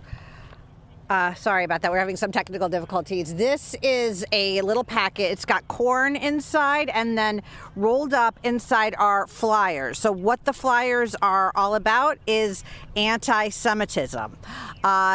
I want you to take a look at some video so you can see people woke up to these, and they were just basically like thrown outside of a window, like car window, like a car is driving by and they're just tossed, right? So throughout the neighborhoods, in between 11 Mile and 12 Mile, and then also between Woodward and Coolidge, sometime in the overnight hours, these anti-Semitic flyers are comparing Jewish people to the devil. That gave me the biggest, hardest, most throbbing patriotic boner I ever did have. Police obviously very concerned about this. They're asking for the public's help, and they're saying this message will not be tolerated. Take a listen. From the investigation standpoint, is if anybody has any video or any information, obviously to share that with us so we can kind of look into what's going on. And then from a community standpoint, is just understanding that we want to be in a safe community where people feel respected and free to have differing opinions. And we want to make sure that everyone is behaving in a way that is understood here in Berkeley, that we want to have peace and safety in everything we do, and that's important to us. And police are asking people who are living in Berkeley right now to check Ring doorbell video. There's any security cameras that they may have outside their house to see if they captured any cars or any people walking or driving by, throwing these outside onto people's properties. And they want to hear from you if that is the case. The Republic is dead. The American Republic is dead. And it's never coming back. Long live the American Empire, which must be born from its ashes. Fuck AI. Fuck AI. Fuck AI.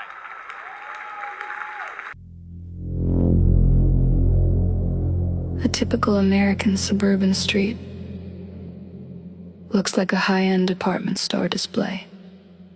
The lawns are a manicured synthetic green. The SUVs have a showroom sheen. And the families are glossy plastic mannequins, frozen in poses of effortless success. It is a masterpiece of curation. But if you could tap on their chests, you'd hear a hollow, echoing thud. We are a fake plastic nation. A society that traded its soul for a high-gloss finish, shored up by the credit cards in our wallets. This disparity of wealth began in the late 1970s. Before then, the American worker was made of flesh and bone. As productivity rose, wages rose. But then, the lines broke, corporate profits skyrocketed like a golden rocket.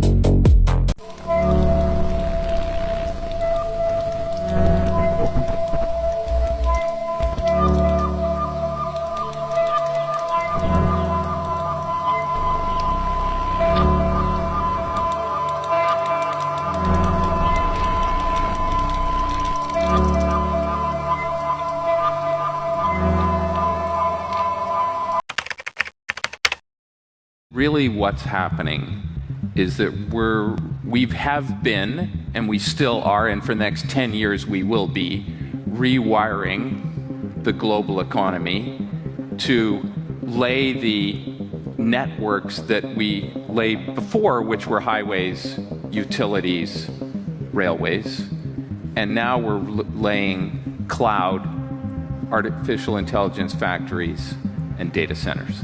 And that, on the fundamental basis, that's what's happening. So there will be $10 trillion from power, AI, factories, data centers, and fiber build-out laid to basically rewire the world for the new economy that's coming. I don't even want a paycheck anymore. I just want to send BB all my money. I want to send BB all my money. I want Bill Gates to take all that shit. Bill Gates, please take all my fucking money. Hey, rock me, mama, like the wind and the rain. Rock me, mama, like the southbound train. Hey, hey, mama, rock me. That seems like hell to me, literally hell. So I think it's fair to ask, like, how is this not hell? Welcome to hell. So, I just want to go to Alaska and disappear. But I'm too poor. So I can't do that. Let them doubt you. You just keep working. Let them talk about you. You just keep working. Because when you get up, you're going to make sure they feel every ounce of blood, sweat, and tears that you put into this. And when they want to come back around, you better remind them to stay exactly where the fuck they're at. I used to be alive, and now I feel pathetic. And now I get it. What's done is done. You just leave it alone and don't regret it. Sometimes some things turn into dumb things, and that's when you put your foot down, I feel like I'm talking to the black version of Charlie Kirk right now. No, that's not true, sir. And there's many African Americans that would disagree with you on the civil rights movement. And Martin Luther King being a hero. You guys were in the back of buses. Martin King is not a hero. Martin Luther King is a zero. You guys. Okay, well, you're an for saying that. You're an idiot. Well, you can laugh all you want. You're not a serious person. Why are you calling calling me names? Guess what? You're a zero. You're a buffoon. You have me come on your show and you're going to insult Martin Luther King and you're going to call Martin Luther King a zero. He died so that like you could do shows like this. He died so that you have the freedom. That's not true. Oh, please. You are such a buffoon. We're being programmed to hate each other, to look for our differences, to look behind our shoulder and go, that guy doesn't want me here. We feel like we don't belong anywhere, right? We're being programmed to think like that. And it's super depressing. It weighs me down personally. But when you go to a car event, when you come to this, when you go to like a car meet, it's people from all walks of life. Look at this. This is like a Benetton commercial right now, right?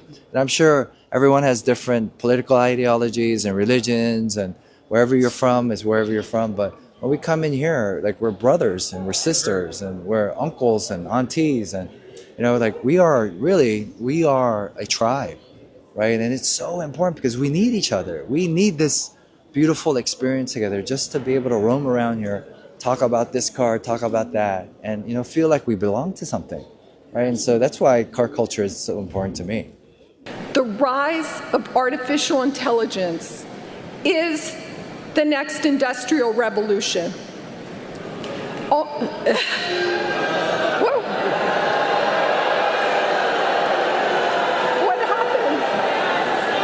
A few years ago, AI was not a factor in our lives. Okay, we've got a bipolar topic here, I see. Whatever path you choose, AI will become part of how work is done. If you have a problem in the world you want to solve, you can now assemble a team of AI agents to help you with the parts that you could never accomplish on your own. Including, let me add, and if you'd let me make this point, please.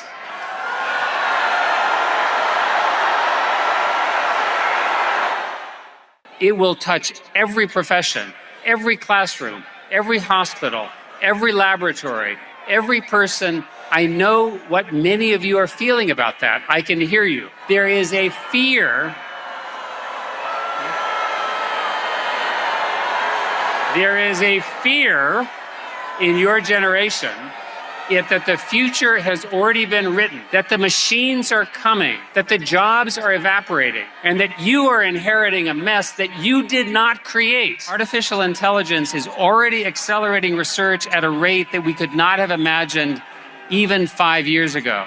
It's offering you a larger future than any generation in history has ever offered. We have only seen maybe 1% of what is to come. The question is now what you choose to do with it. The future is not yet finished. It is now your turn to shape it. Listen, the key is to just relax. Don't worry about the numbers. Don't worry about what the other guys are thinking. You're here for a reason. All right, gang. Whiplash. So how's it going with studio band? Good. Yeah, I think he likes me more now. Little trouble there. Okay. 5, 6, and... I push people beyond what's expected of them. What's wrong with you? Why would you let him get away with what he did to you? Because I want to be great.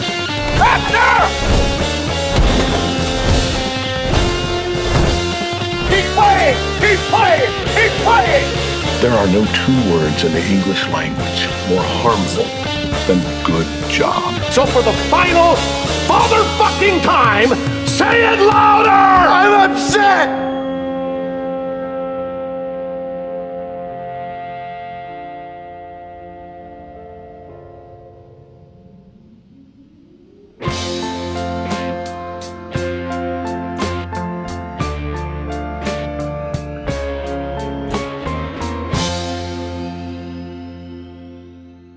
So find a place for yourself.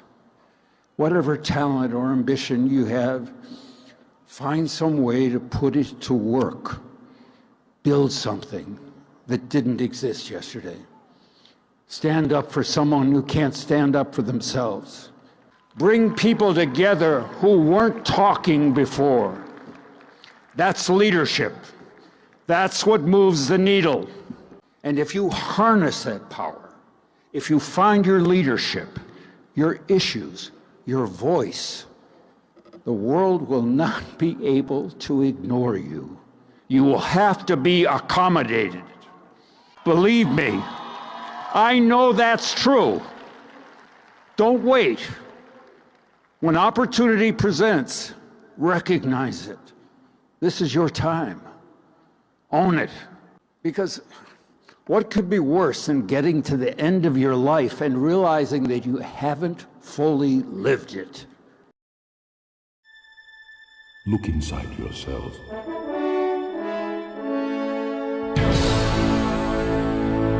You are more than what you have become.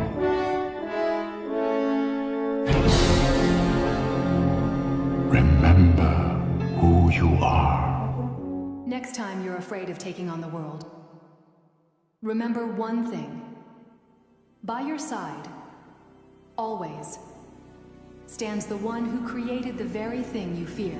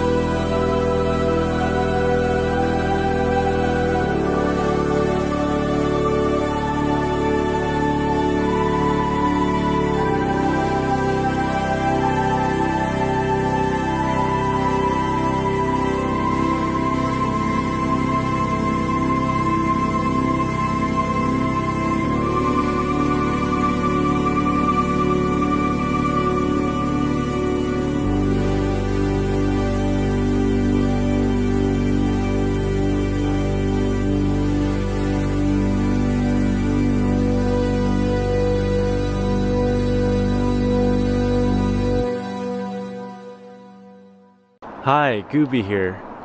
Today I'd like to talk about how it only takes one person telling the truth to shatter mind control. Sorry kids, we don't read in this house. We get all our esoteric wisdom from Instagram Reels. The world comes Willie the Kid, and there is nothing you can do about it. They say that the devil is an artist, and if that's so, then maybe I was his greatest piece yet.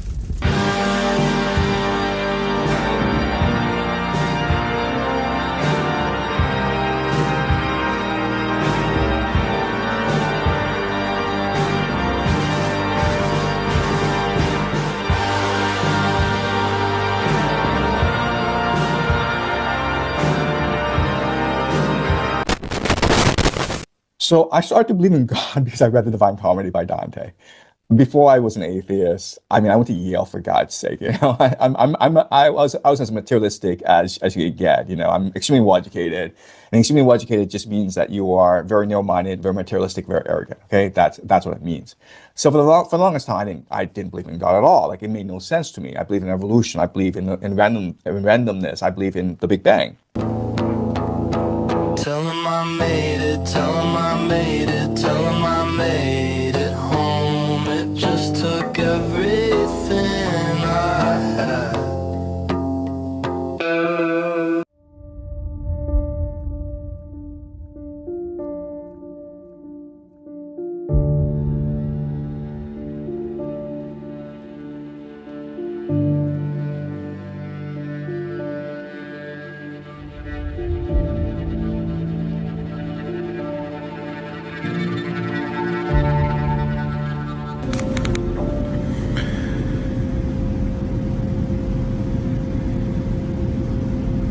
And already you can see a much more stable fracture. Okay. I have to do this quick because this stuff does not last. 525. You can see there's a whole range of tones here, but 525, you're going to hear, probably hear the fluctuation there.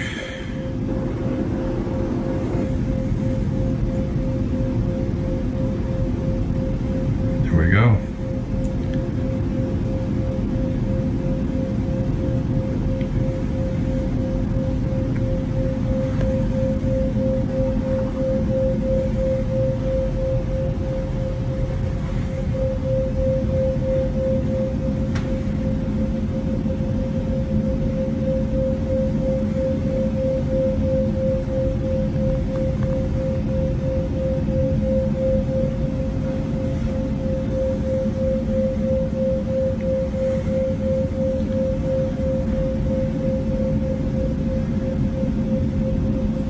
That is, I do,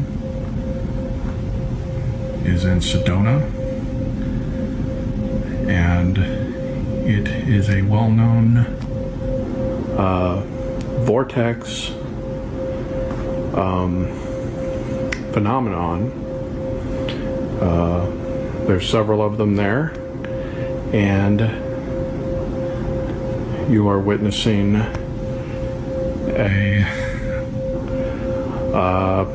a gate, portal, wormhole, stargate, whatever you want to call it, from this bedroom to another state. I've been finally given permission to discuss the work that I do on a contractor basis with a government agency regarding the investigation, research, and development of what's called a temporal adjudicator. I'm putting some of the schematics up, and this is an incredibly rare and interesting picture of the portal that is created by the adjudicator. Basically, the adjudicator not only allows someone to move through time in actually a very limited sense. You can't go incredibly far into the future, and you can't go very, very far back either way, but you can go essentially a few years in either direction. They're allowing this to happen, especially on the social media platform, not on anything that is sort of mainstream in terms of media outlets, because, well, they really have a policy, whether it's UAPs and aliens or something like temporal adjudicator, of telling the truth. And what they bank on, what they completely expect, is that it will be dismissed, ridiculed, marginalized, ignored, and they still then have the moral stance that they have told the truth, and you guys just didn't believe it. So that's why I'm not going to spend any time trying to convince anybody of its veracity. I'm just telling you about my experience. So here's me going through it. And what's interesting about it is not only can it go forward and backwards in time a few years, it can actually go anywhere in your current timeline in terms of location. So it basically eliminates the need for trains, planes, and automobiles. You can basically go to, this beach in the Maldives, anywhere you want to go.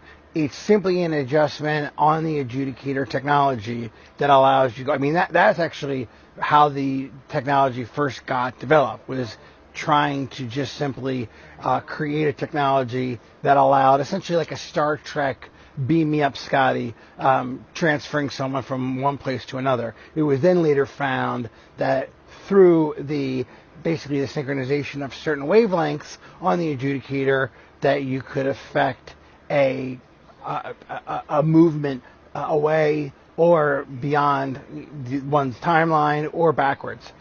So this actually, though, in terms of this speech here, I think it's just a side interesting issue. And I want to point out that this is a time that in the next 2 years, 2026, where the two suns, see how the sun's really weird lately in 2024 now? Well, guess what, people? That's just the beginning of what's going to happen with the sky, the sun, the stars, the space. Let's just put it that way. And two suns by 2026 is completely known, accepted, and not even a weird thing. The truth of it, there is, it's a better shot of it, although it's still overcast in this shot. I need to get a better shot, and I will. But this is an example of it. So just as a people that are going to say, hey, tell me about the lottery tickets or who wins the World Series or stuff like this, I can tell you this, that is something that people, they can't hide that for long, and they don't. This is actually, you should go back, if anyone wants to do a freeze frame on, this is in LA, this is a museum, and I'm going to actually let the thing play in a second at the end.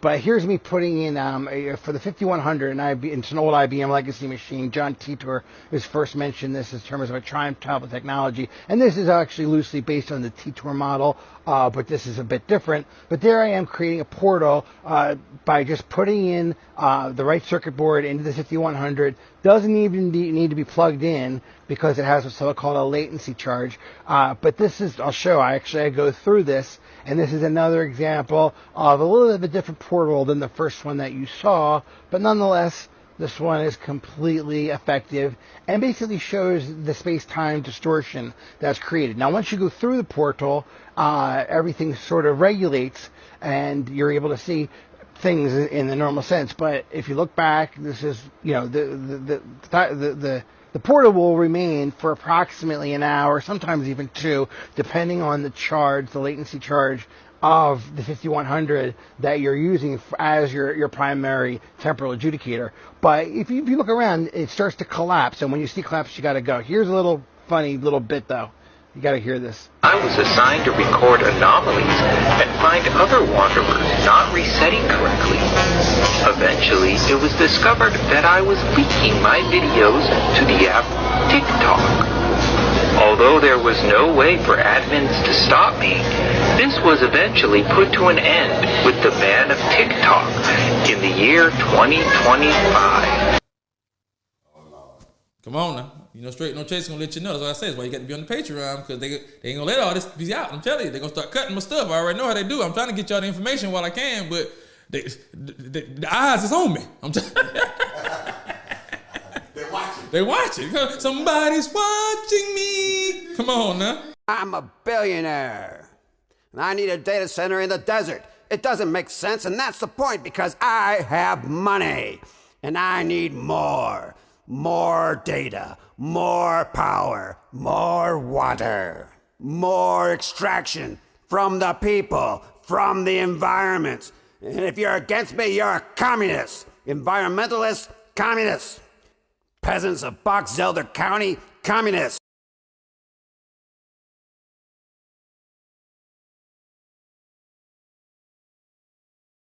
You doing all right there, Tyler? Yes, Grandma. I'm fine. I'm just playing video games. Well, okay. I sure do care about you, right?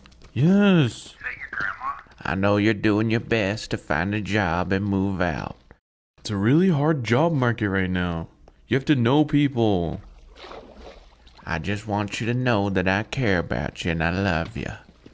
Okay? Okay. No way, freaking chicken jockey. And I'm gonna have to ask you not to charge my credit card for your pornography. Oh my god, Grandma! Plenty of free pornography online. Don't need to pay for it, okay? Can I go back to my game? Well, alright. I sure do love you, Tyler. Love you too.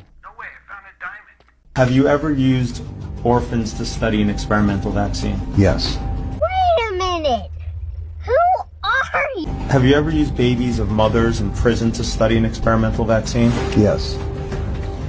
Have you ever used individuals under colonial rule to study an experimental vaccine? Yes. Did you do so in the Belgian Congo? Yes. Have you ever expressed that it's better to perform experiments on those less likely to be able to contribute to society? I don't remember specifically, but it's possible. And again, I repeat that in the 1960s, that was more or less common practice. And this evidence suggests what? Don't play games, Don. You're putting CVIs in unborn children. You found a way to sterilize a vast number of women, including myself, just to get us into your birth centers. A new life is no longer ours. We once did do research with genes from a human cerebral cortex. They were altered to include a CVI pulse. You're saying you found a way to give our brains organic CVIs? CNI would be a more apt term. Cerebral neural implants. The new DNA would be passed to the next generation and the next. There are no biological tests for any mental illnesses that I'm aware of. There are not current available tests to verify your diagnosis. There is no test, there is no specific test to differentiate between, let's say, schizophrenia and bipolar disorder. Not a single test. Yeah, we have not really confirmatory test for the diagnosis. There is no test, there's no biopsy you can do that says this person is depressed, this person is bipolar. We don't have anything really currently to identify mental illness per se. No, there are no specific tests to confirm the diagnosis or show the improvement, like any blood tests or any x-rays or anything like that. Oh, in my practice I don't do any tests. I just speak with people and listen to them, and then I make a decision in what kind of illness there should be. We don't really have any specific blood tests or other tests that are definitive for any mental illness whatsoever. What kind of biological tests do we have available today for detecting mental illnesses? None. In this book, and I'm not kidding you verbatim, it says, the United States chooses its curriculum based on its own ideologies of history and its own self-interests.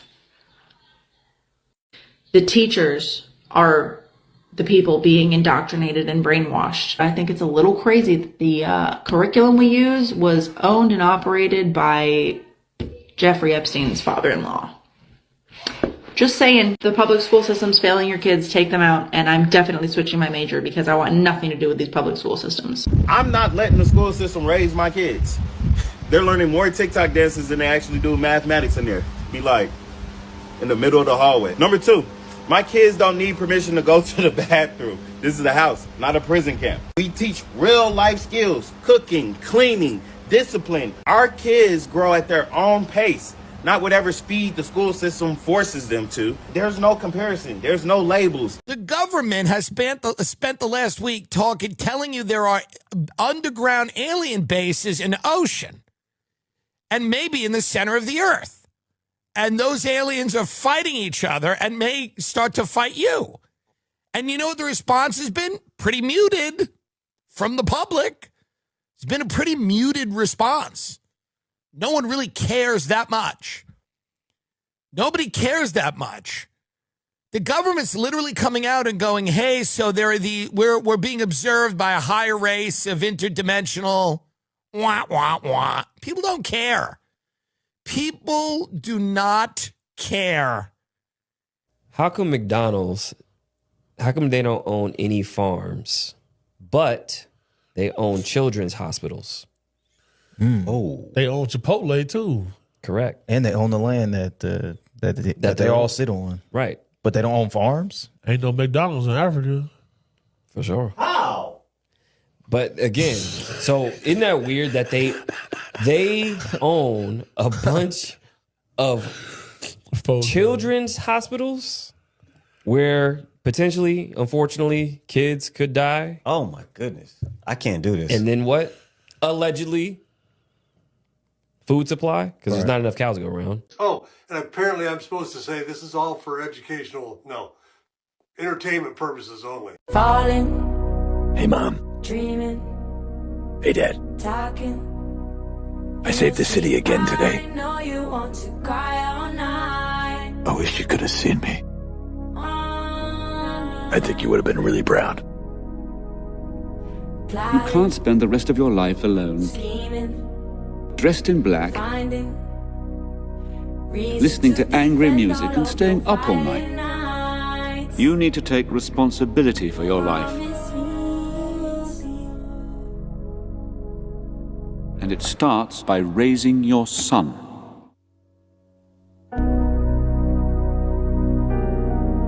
And I must say, I've grown rather fond of the young lad.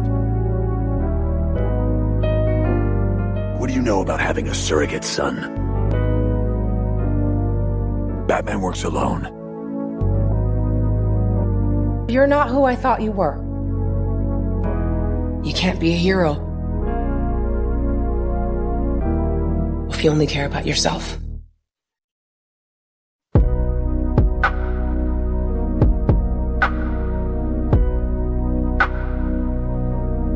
Let me be crystal clear. The risk of hantavirus to the general public remains very, very low. The Andes variant of this virus does not spread easily, and it requires prolonged close contact with someone who is already symptomatic. Even so, we have taken this situation very seriously from the very start. We've taken it seriously across HHS and particularly through the Centers for Disease Control and Prevention. They are godless niggers. Have you seen the memes? Have you seen the memes about me?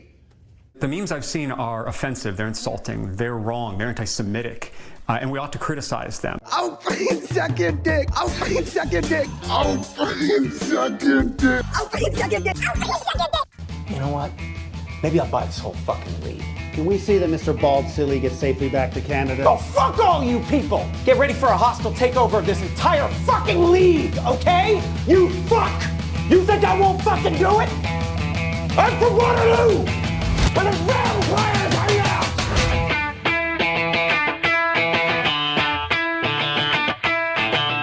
Fuck yes. You said they were the best engineers in the world. I said they're the best engineers in Canada. Chop, chop, it says I'm gonna win big. Choose not a life of imitation. Distant us into the reservation. The pistol that you pay for. But the ultimate and most dangerous test was a huge, specially constructed vacuum chamber. They were able to pull all the air out to create a big vacuum. That way we could test our suits to make sure there was no leakage. One such test narrowly avoided disaster. Jim LeBlanc was the test subject in the vacuum chamber. This is one of the rare instances where they tried to use a spacesuit in a vacuum chamber, but quickly realized that it's impossible in a high vacuum, so they immediately started using swimming pools to train and remained silent on the absence of vacuum chamber training by astronauts, which basically is a lie by omission. As I stumbled backwards, I could feel the saliva on my tongue starting to bubble just before I went unconscious. And that's kind of the last thing I remember. Essentially, he had no pressure on the outside of his body, and that's a very unusual case to get, and there's very little in the medical literature as to what happens when you have that. There's a lot of conjecture, that your fluid to boil, You can see a little bit of bubble start going. I could feel the saliva on my tongue starting to bubble. They weren't able to construct proper spacesuits, and they didn't want their spacemen to get boiled, so they went to the swimming pool. Here's where they simulate fixing a space shuttle, fixing the ISS, or working with other modules. It's the same as far as every rail, as far as every bolt, as far as where every rail should be in place. They have to go turn a bolt 98 times. Space. And which ISS module is in the pool right now? Pretty much everything that we have in the pool except for the Russian segment.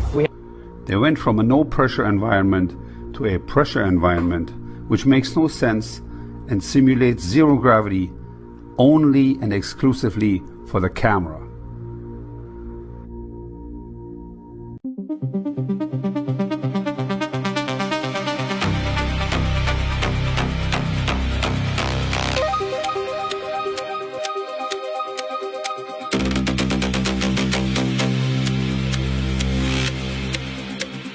Time built what love couldn't.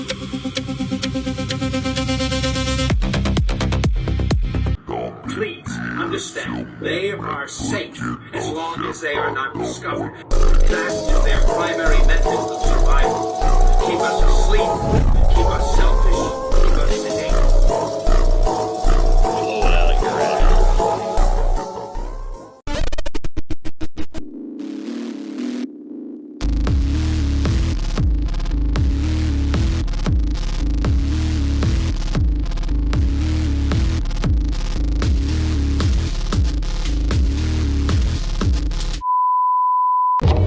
We're interrupting our coverage. There has been a threat to publicly release government material long shrouded in secrecy. Hey, tonight we're doing something a little different because the news is moving fast and these documents have been dropping in real time, and the UFO conversation has suddenly jumped another few feet down the field.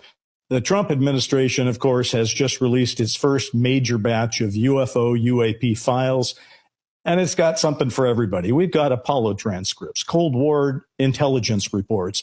We've got military sightings, videos, photos, and frankly, enough unresolved material to set the entire disclosure world on fire. But is it a distraction? No. This alien invasion will be if this is true, and by the way, it might be, this will be the least believable thing that has ever happened. This will be a joke. If they try to do this, this will be the most embarrassing event of our time. That might end the world. Forget the fucking aliens. This ham-fisted attempt to induce some type of global event and stage a fake alien invasion, which, by the way, I could totally see these idiots doing. The way they do it and how poorly this is done will be the most shameful exercise in the history of the government lying to us. If they do this, there is zero way this is done with any success. So just know that we're all going to be in camps if there's a fake alien. If there's no unifying moment, and no one believes that there will be. And no, you're not even going to believe the event that puts you in the camp. You will not even believe it. It's going to be so bad. It's going to be B-movie level horror. It's going to be so bad that you're going to go, this is kind of bullshit, huh? This is kind of bullshit.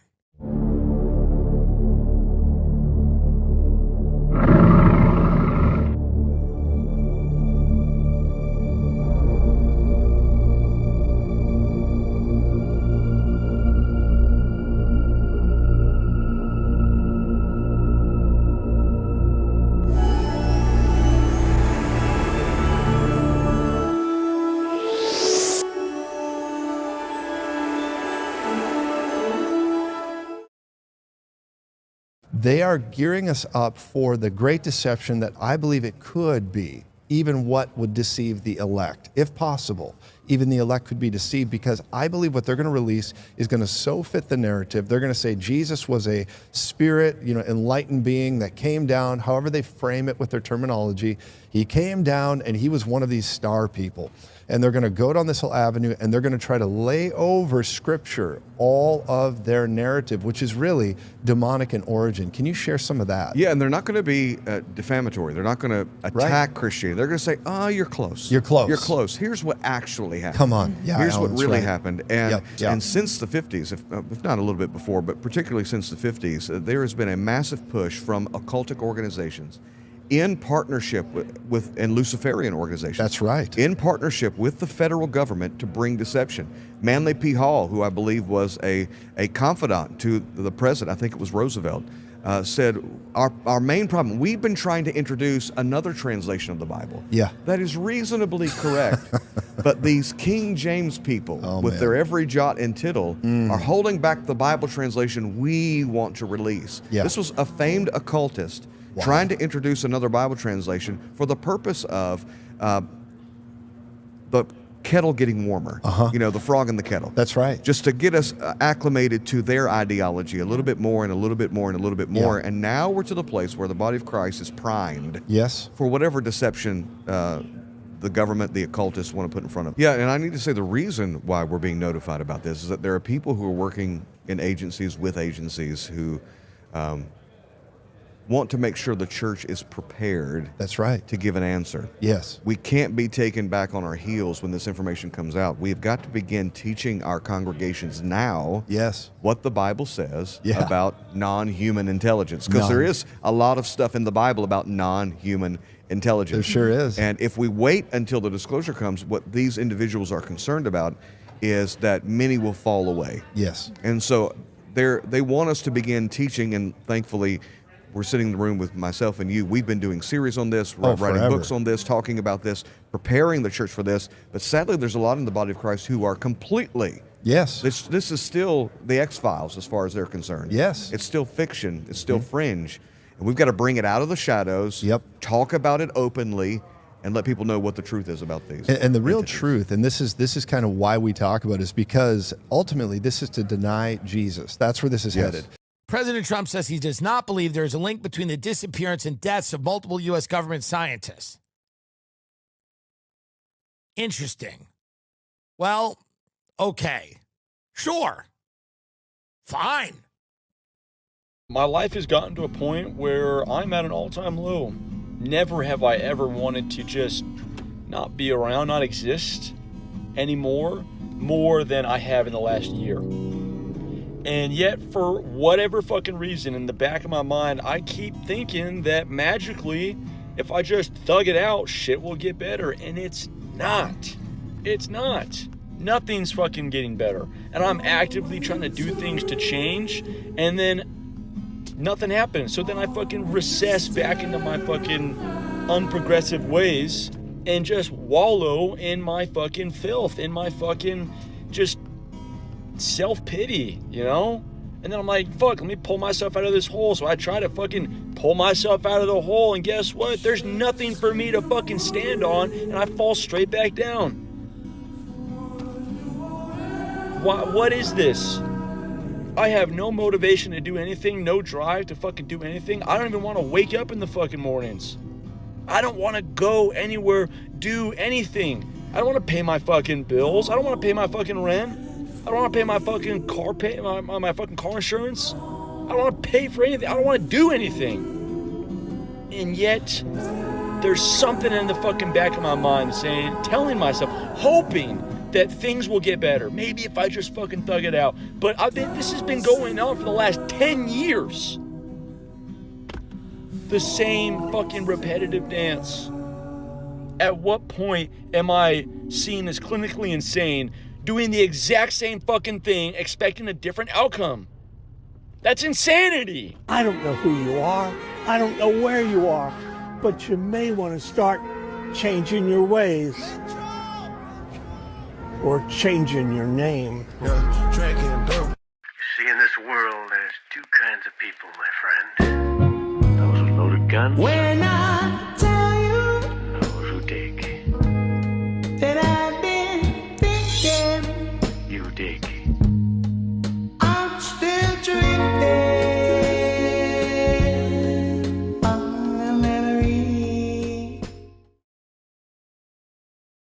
money coming from?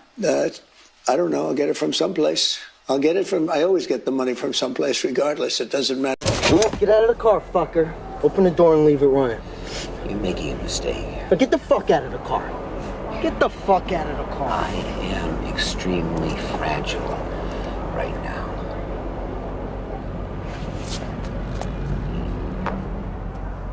There is no moral compass when it comes to these companies for me. I don't give a fuck. Even medical debt.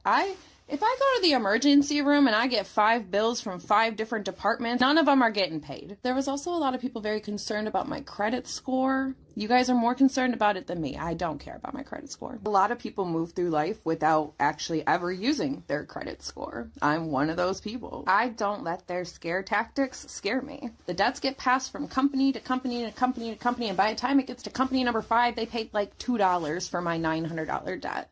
They're not getting that money. End of story. I was in the military. I went to college. I worked, and we can't buy a home. What did I do wrong? I'm a nurse, and I love it. I love it. It's great. And what does your husband do? He's a manufacturing tech at Intel. So we have pretty good jobs, decent jobs. Do you feel like those jobs are enough to cover your living expenses? And not even close. We pay about $3,000 in rent. We have all of the utilities. We have car payments, car insurance, mouths to feed, and gas. Maybe we have enough left over for groceries and toiletries and household stuff. Why are we struggling? About a year ago, I kind of had a nervous breakdown and stopped participating in capitalism. And what I mean by that is, like, I stopped paying my bills and stopped giving a shit about my credit score that I had been working years and years and years to fix, because as I paid more and more, they were like, penalty. And so I was like, you know what? I don't even care. I just stopped. And like, now I'm getting all these things in the mail where they're like, you owe us money. And I'm like, prove it. And my credit score is somehow going up. It's like, we see all the hard work you've done at ignoring this. So like, we're going to give you points, because that's, I think, how it really works. So anyway, I guess the point is, none of this is real. And it's all made up and the points don't matter. You're doing great. Credit scores don't fucking matter. Like, they do in the sense that people care, but credit scores are fake. They were made up in like the 80s. If you file for bankruptcy, you can get your credit score above 700 fairly quickly. Like, it's literally only been a year since my debt was discharged and I'm above 700. So it's like, you can get it above 700. And the fears and the stigma that is associated with bankruptcy are like not as warranted as people think they are. Like, you have a lot more freedom after bankruptcy than people realize that you do. And I'm here to discredit the fearmongers. Like, that's my goal. But no, you don't have to care about it. Like, if you got what you need, good. The only reason we have to care about credit scores is because we got to play the game to a certain extent to be able to, like, get loans and whatever. But if you got everything you need, don't fucking worry about it. They've reconfigured a number of things, I am certain. What do you think the next best move is today? Well, I agree with the general completely, with one caveat. Patience may be a little short of the real objective here. The president has time on his hands. He controls the narrative, he controls the strike capabilities, and he knows that the policy he set with the blockade has had short-term and long-term effects on the regime and the people of Iran. So he's been very astute in leveraging that time. And so I don't see it as negotiations. It really is capitulation. The president's made it very clear. You will not have a nuclear weapon. You will not have the materials. Surrender that. And you will ensure that the Straits of Hormuz are open to free commerce, that you have no claims for surcharge or approving. Those two things are irreversibly, and the president knows he's in the position to demand those. So I think in that sense, he controls the narrative and when he would strike. I'd also say that patience and the request from Saudi, Qatar, UAE may be more also religious at the moment. You're in the middle of Hajj. You have millions of Muslims in Saudi doing their annual Hajj at the end of this month, and that includes 30,000 Iranians. And so that... Tonight on Should We Be Concerned, was a recent guest on America's Newsroom wearing a mask. Retired Navy Vice Admiral Robert Harward spoke with Bill and Dana about the ongoing situation in Iran, but it was his neck that caused many viewers to suspect he was actually using a hyper-realistic disguise. At the end of the day, we're going to have to need a government in Iran that not only hands over the nuclear material, stops threatening the Straits of Hormuz, but quits exporting the Islamic Revolution throughout the region. Of course, Fox released a statement denying the conspiracy, saying it was a, quote, mobile camera operated by an outside vendor. That's when the entire thing shattered for me. So, wow. When we started talking about releasing the Epstein files, I'm like, this is a no-brainer. President Trump will just roll them out on a big cart himself. Stacks and stacks and stacks of the Epstein files, because obviously Bill Clinton is all in there. And Hillary Clinton. That's what I had been told all along, right? Well, it was the most shocking thing when I sat in a conference meeting and I learned that the president didn't want to release the Epstein files. I was like, what? Yeah, come to find out, he was very much against it.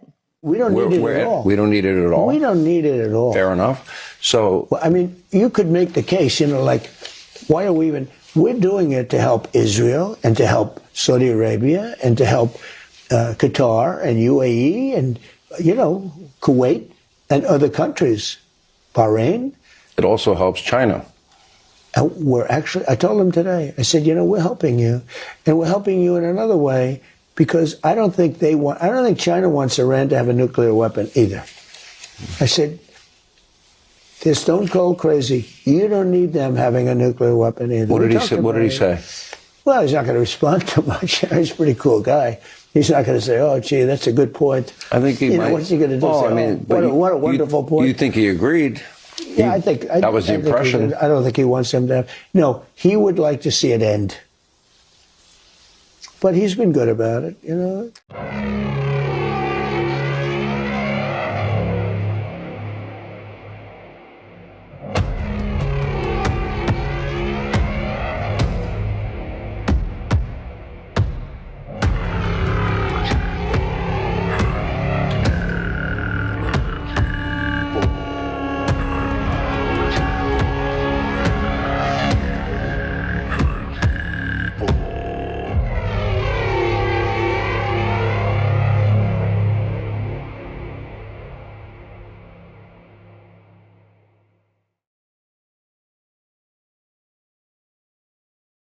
I'm not motivated by money anymore.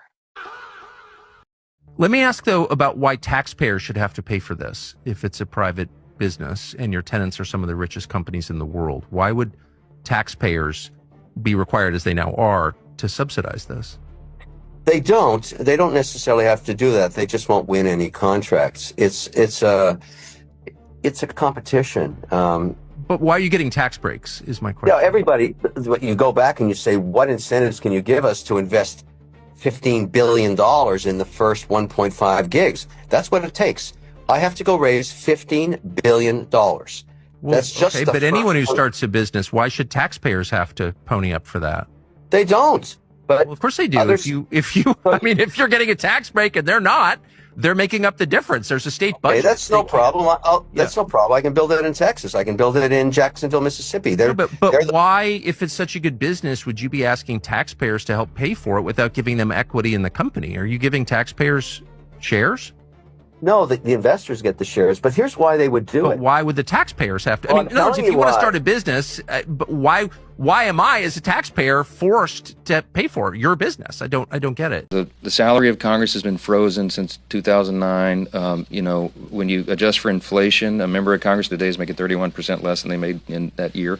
It goes down every year. And over time, if you stay on this trajectory, you're going to have less qualified people who are willing to make the extreme sacrifice to run for Congress. I mean, it's just people just make a reasonable decision as a family on whether or not they can come and move to Washington, have a residence here, residence at home, and do all the things that are required. So the counter argument is, and I have some sympathy, look, at least let them like engage in some stock trading so that they can continue to take care of their family. Well, let's forget about data centers. Let's go any manufacturing. Let's say you're going to build not incentives.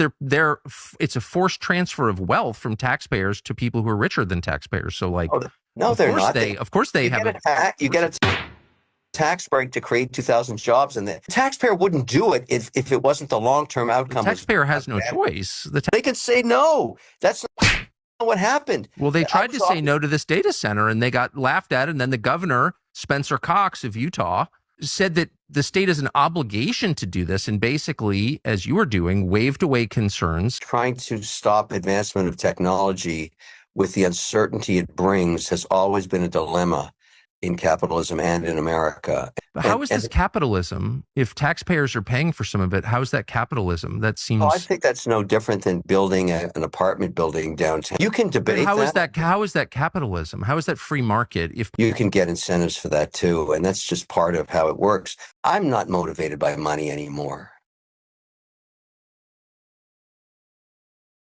I believe Tucker Carlson is the single most dangerous demagogue in this country. And I'll tell you, I've made the decision that I'm going to take him on head directly. If you look at the dissent of Tucker Carlson, and they're all the sort of lesser chattering voices that are moons circling his twisted planet. And what it could mean for your children. And I think we're moving into a period when, for the first time ever, we may have things more intelligent than us. You believe they can understand? Yes. You believe they are intelligent? Yes. You believe these systems have experiences of their own and can make decisions based on those experiences? In the same sense as people do, yes. Are they conscious? I think they probably don't have much self-awareness at present. So in that sense, I don't think they're conscious. Will they have self-awareness? Oh, yes. I think they will in time. And so human beings will be the second most intelligent beings on the planet. Yeah. We're entering a period of great uncertainty where we're dealing with things we've never dealt with before. And normally the first time you deal with something totally novel, you get it wrong. And we can't afford to get it wrong with these things. Can't afford to get it wrong. Why? Well, because they might take over. Take over from humanity? Yes, that's a possibility. Why would they? I'm not saying it will happen. If we could stop them ever wanting to, that would be great. But it's not clear we can stop them ever wanting to. Well, that's pretty scary. It's terrifying, actually. He's describing the end of humanity, basically. But if you look at the dissent, it started about a year and a half ago with platforming crackpot professors seeking to rewrite history about World War II. So he has one idiot whom he describes as the most consequential popular historian in the country, who leans forward and intones that Winston Churchill was the villain of World War II. He then finds another crackpot professor who says there's a good argument that America should have sided with the Nazis in Germany in World War II. Yes. You have to take all of your healthcare data, your diagnostic data, your genomic data. We have to take all of this data we have in our country and move it into a single, if you will, unified data platform. Once we need to empower and mobilize an ecosystem of many organizations that we can incentivize them to work together, to share, and to fight against our common enemies. Mobilizing millions of people, of allies that are quietly by our side. Citizens will be on their best behavior. because we're constantly recording and reporting everything that's going on. You know, anti-Semites, most of these people running around, we're not going to win their hearts and minds because they don't have hearts and they don't have minds. So, you know, how are we going to, there's no reason to think we're ever going to convince them, but we can deport them, we can put them in jail, we can make their lives miserable, we can cut off their funding. You've got all these conspiracy theorists online going on and on about how, you know, if you try and say anything, if you try and do anything against Jews, they're going to come after you. We have featured more than 1,000 anti-Semites. And they're going to destroy you and take away your business, and therefore you have to be really, really scared. These Jew haters have faced real consequences, including firings, suspensions, and expulsions. And it's kind of starting to become true. We will shine a light on you that will follow you for the rest of your life. When you look for a job, when you look for a spouse, when you look for a nanny, when you look for anything.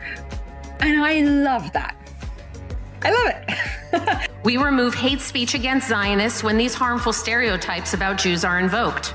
In the past 12 months, ADL's filed more lawsuits than in the prior 112 years. Vicious, communist, racist, Jew-hating, Israel-bashing monster. We at the ZOA will fight these dangerous and monstrous lies with all of our hearts and souls. No appeasement, no conciliation, only a war against this racist hatred of the Jewish people.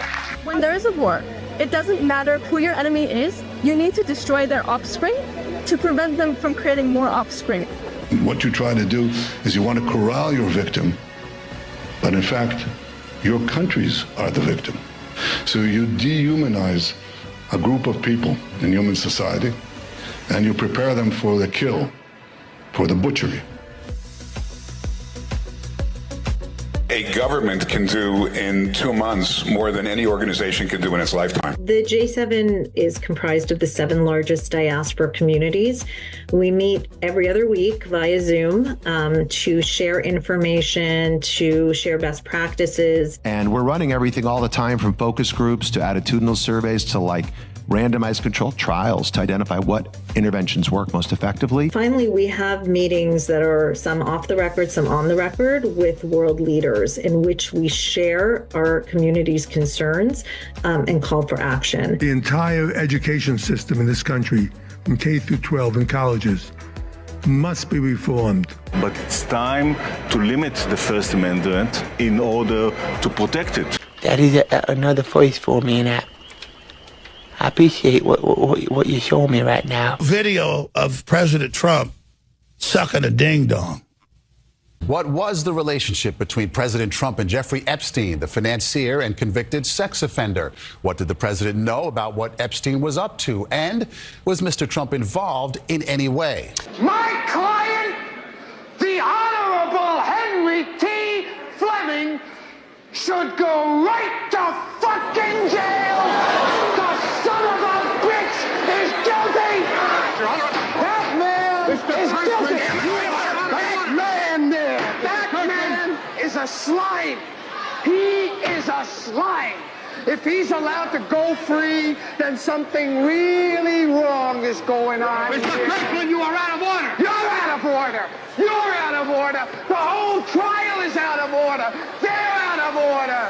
That man, that crazy, depraved man, raped and beat that woman there, and he'd like to do it again. He told me so. It's just too sure. This is y'all's fault. This is y'all's fucking fault. Why do we just assume that all of this infrastructure and entertainment and open information that is beaming all over the place, all the time, into every single home on the planet is exactly what we're told it is? Maybe there are people out there who are more important than us, more powerful and wealthier than us, that are communicating things and seeing things in the world that are meant for only them and not for us. I think it's fucking ridiculous to assume that media has just one purpose, right? Yeah. Oh, you think that's weird? It's because we found a fucking baby. I don't think you should curse around the child. Really? I don't think you should be around a child.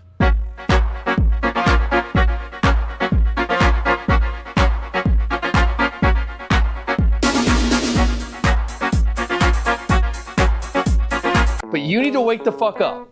You have to wake the fuck up. You're disassociated from reality. You're not really thinking, right? Your brain has been conditioned by everything you've ever consumed. Jews, Jews, Jews, Jews. I want to start by saying that online pornography is violent without exception. Violent online pornography legitimizes rape by packaging it as sex. I regret the rise of OnlyFans because it has contributed to the proliferation of online pornography and normalized pornographic sex. Patriarchy can never be dismantled until the eroticization of rape and women's suffering is done away with entirely. This argument has nothing to do with individuals who participate in sex work. I am sure my fellow debaters on Prop will more than enlighten the audience on the wickedness of sex trafficking and incidents of real rapes ending up online, but in the name of time, I'm going to focus on the system of online pornography and the hand that OnlyFans has in it, because I would say the same thing about AI pornography and other forms of pornography that do not directly harm creators. When we discuss pornography among friends, we talk about the industry or porn addiction, but we don't say what exactly is so bad, and I think violence is the problem. In a study of the 500 most popular videos, women were found to respond positively to physical aggression 97.4% of the time on Pornhub and 92.7% of the time on Xvideos. This is defined, physical violent aggression, as asphyxiation, choking, open-handed slapping, gagging, and related acts. In a similar study of the 4,000 most popular videos on Pornhub, it was found that 88.2% of scenes contained physical acts of aggression. Women were the targets in 97% of these scenes. When people watch pornography, they are watching sexual violence. It is more difficult for women to identify what rape is when that becomes what sex is for men. Such videos legitimate and even celebrate aggression, degradation, portraying these acts as consensual and even pleasurable. They reinforce the idea that women desire and derive pleasure from aggressive and degrading sexual practices, an idea that serves to perpetuate a rape culture. My question is, when we talk about dismantling rape culture, why don't we urgently demand the boycott and destruction of online pornography? Pornography is not just fantasy. It is an easily accessible template for actual sexual behavior. 1 in 10 men and 1 in 35 women report porn addiction, and about 80% of men and 30% of women in Ireland watch porn weekly. Pornography eroticizes the domination of women, the subjugation, degradation, violation, and fragmentation of the female body. It defines sex as the act of using a woman. The grammar of pornography is penetration, violation, and humiliation. Pornography transforms male power into sexual excitement and female degradation into sexual identity. When hierarchy is eroticized, equality becomes unthinkable. Pornography tells men what they are entitled to and tells women what they are for. To liberate sexuality, patriarchy itself must be dismantled. Pornography can't be reformed because it exists to eroticize inequality. This is rape-supportive discourse, and OnlyFans has put this in the mainstream. OnlyFans users are 70% men. 90% of OnlyFans users report learning about sex through OnlyFans, with those under 25 reporting learning the most. Mainstream pornographic logic is commercialized intimacy, algorithmic desirability, and performative empowerment. When I was in high school, I had a boyfriend who followed probably 200 OnlyFans models on Instagram and porn stars. I remember asking him why, and I begged him to unfollow them, and not even really for an ideological reason, but just because it was pretty humiliating for an otherwise pretty smart and well-respected man to be so openly porn-addled. And then he finally told me why he did, and he said, "I've just followed them for so long, they're like my friends." It is a fact that young men are learning about sex through pornography first. This educational gap between young men and women means that in first-time heterosexual sexual encounters, young men are armed with a litany of violent tips and tricks learned through pornography that are normal online, ready to be deployed on young women who do not have the same knowledge base. This is a social contagion. When young people start with choking, slapping, hitting, and gagging, where do we go from there? How does it end? And does a normal sexual encounter have to be painful and violent? We don't have to give young men or women the choice for how long they have, we don't give men or women a choice for how they have sexual encounters. We just give them the internet, throw them in the deep end, and hope for the best. In fact, violent pornography exposure, according to one study, was the #1 predictor of first-time sexual violence for young men. The language of OnlyFans and the language of porn changed when OnlyFans came into the mainstream. It changed from sex work to content creation and performers to entrepreneurs. This rebranding made porn culturally palatable, and it uses influencer logic. Porn was previously treated as a shadow economy, and it is now financially and socially integrated into Silicon Valley's influencer capitalism. The PR strategy is post-feminist. It's about empowerment and autonomy. But this feminist lexicon was co-opted to sanitize porn's image. It rebranded subordination as entrepreneurship. Sexual liberation is the desexualization of dominance. A culture of sexual equality would not just uncensor, but it would reconstruct desire around reciprocity, not possession. And I believe my opponents will say a lot of things. We'll talk about freedom of speech, and we'll talk about empowerment.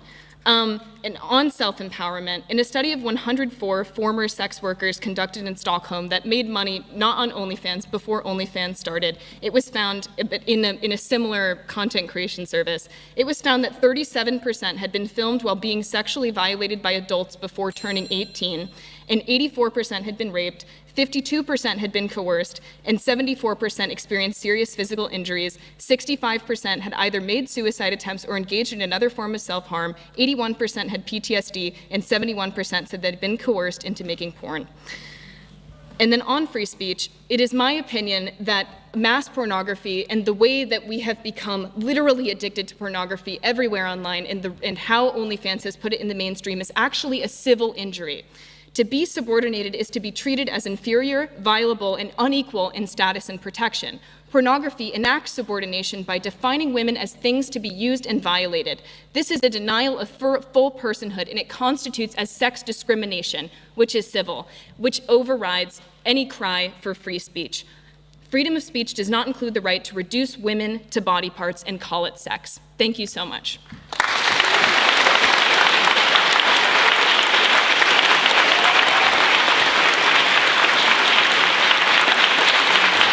These are the smaller ones. There's a big one they're building in out west. I mean, ladies and gentlemen, this is for a new life form. This is for a robot takeover. The 5Gs that have all the drones and robots and everything's deliverable. It's all about getting you out of your cars, making you obsolete. This is absolutely hellish what is being done. And then and it just goes on for mile after mile after mile after mile of what they're building. Yeah, look at this one, Salt Lake City, Utah. Look at the size of that. We'll come back before our guest comes on the first five and play this news report. So, if you have any logic out there, remember, you can't have a car, you can't have an air conditioner, you can't have a dog or cat because they have too big a carbon footprint. They're already trying to put taxes on them in Europe. You can't have a barbecue pit because it puts off carbon. You can't have a space heater, it's evil. But, the machines get whatever they want. Their own nuclear reactors, you name it, everything's great, everything's wonderful. And now they're admitting, oh, sorry, nanonuclear soars on strategic MOU with Supermicro for powering AI data centers. And they tell us it's making us obsolete and it's dumbing us down and causing brain damage and wrecking society and killing all the human jobs. We just go, well, that's the way it is. And MIT comes out and says, of the 12 scenarios, the best thing is just to surrender and merge with machines now. Only the people that merge with machines now will survive. We're the target. We are the species that came up with this. We see the beauty of a sunset. We have an ancient past. God made us. Men and women together having children. We have to choose that we are superior and we don't build something that will destroy us. But it's already gotten out of the barn. The train's already left the station. And God help us all. I am surrounded by snakes and fucking morons. Everybody knows you never go full retard. Now this I can do.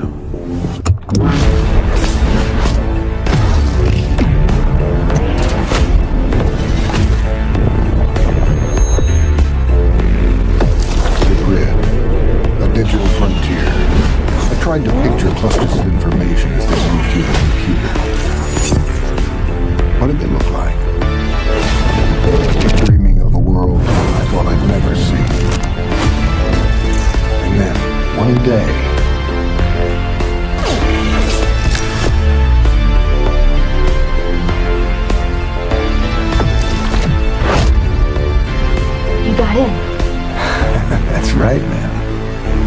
by the end. I fight for the users.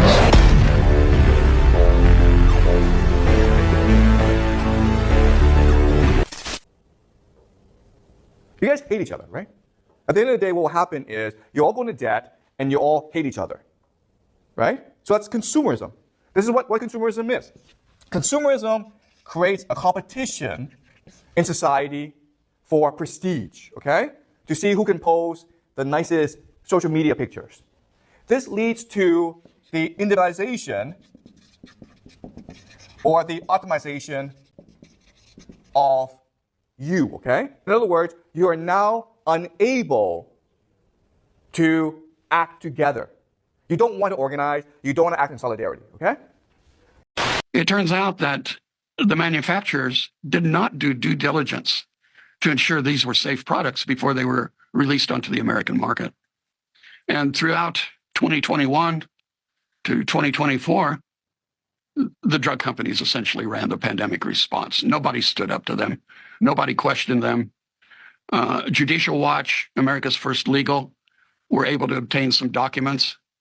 They didn't want to release it. Pfizer, they wanted a 70-year moratorium on the clinical data from the trials, which from the start showed these never prevented infection, never prevented disease transmission.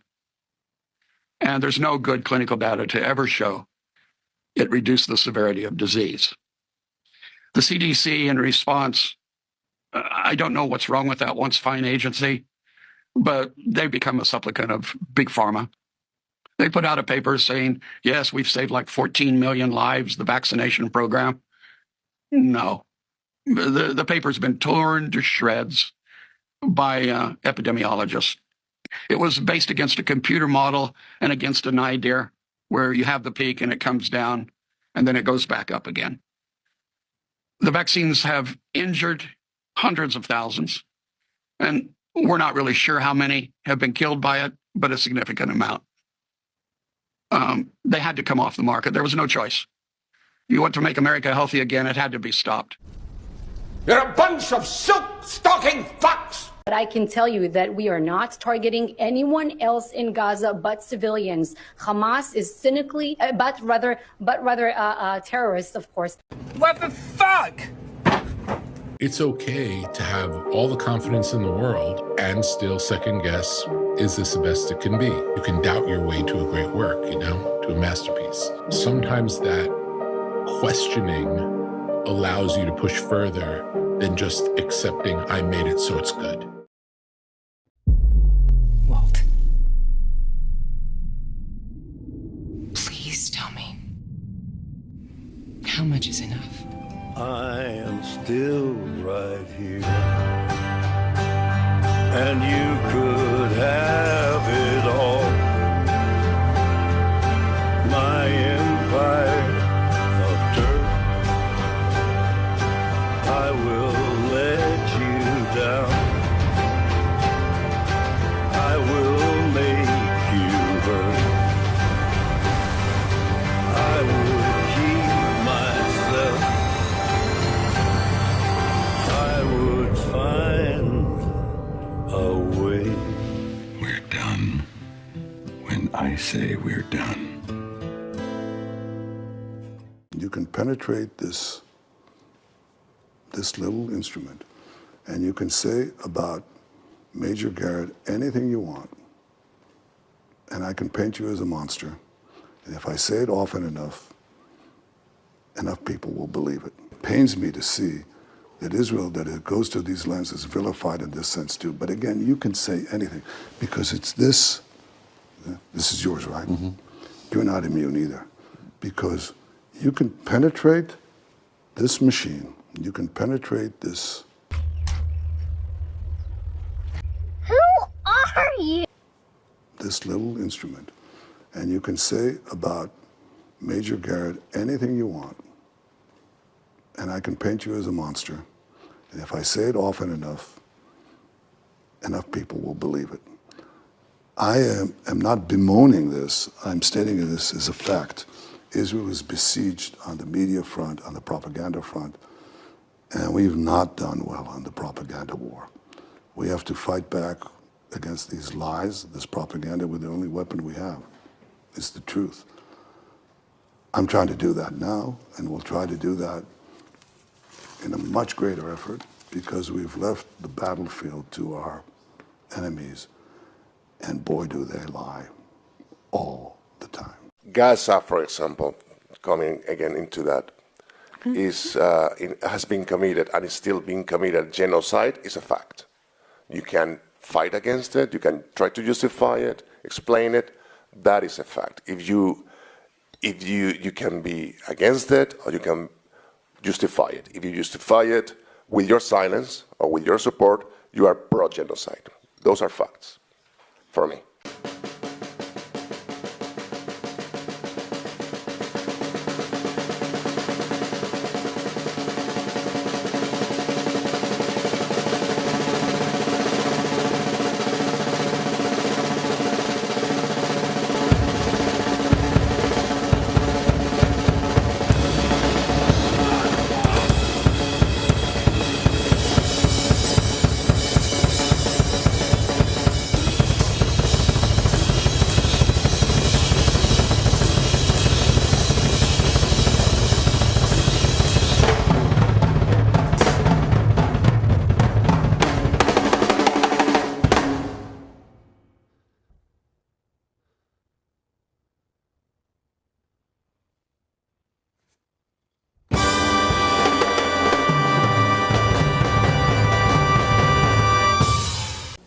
They are by far the hottest fad going. Mini stereos, music you walk to. But are these systems hazardous to one's health?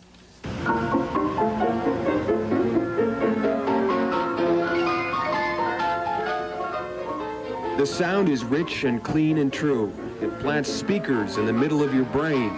The words of one of thousands of satisfied customers who, despite the warnings of hearing experts, turn up the volume and dance to the sounds of the audio world's newest craze. And I use it every day. And I figure it's better for my head than my ears anyway. What do I care? Since the machines hit the commercial market about a year ago, they've been streamlined in size, the price has gone down, and the sound quality has improved. Seems like every electronics firm is making them. Seems like everyone wants to own them. The portable systems produce exquisite sound, but caution is advised. There is no real limit to the output of this thing. Over a period of years, you can lose your hearing. With the volume setting at 7, a precision impulse sound level meter measures the sound at 115 decibels. And that's a lot of sound when you consider what 110 decibels equals. Airplane jet engine is 110 decibels.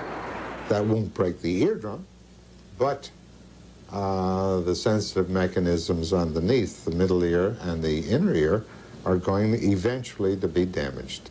It has been quite a lucrative year for the people who sell the machines. We're selling them as fast as we can unpack them.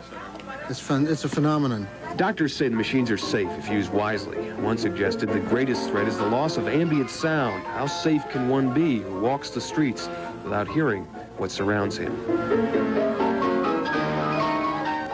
How safe can one be when there's a reporter like Tim waiting on the corner?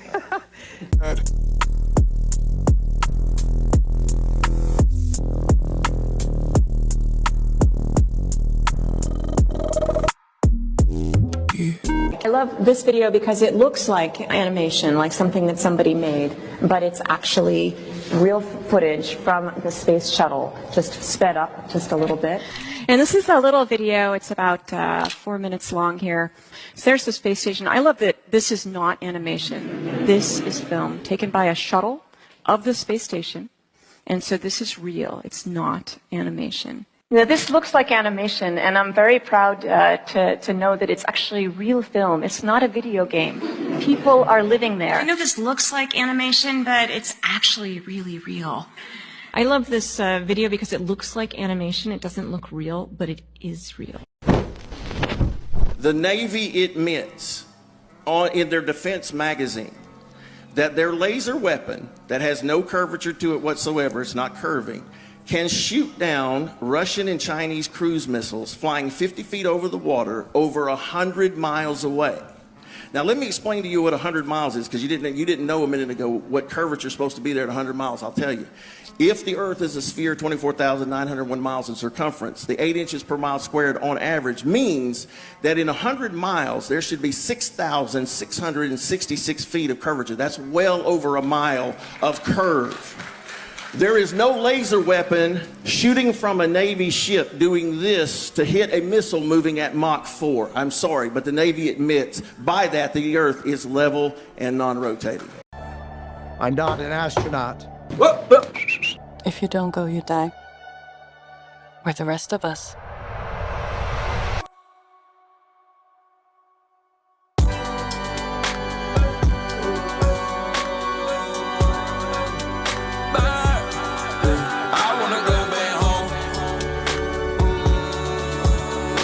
Grace say Grace will die. Run and fix. Grace go home.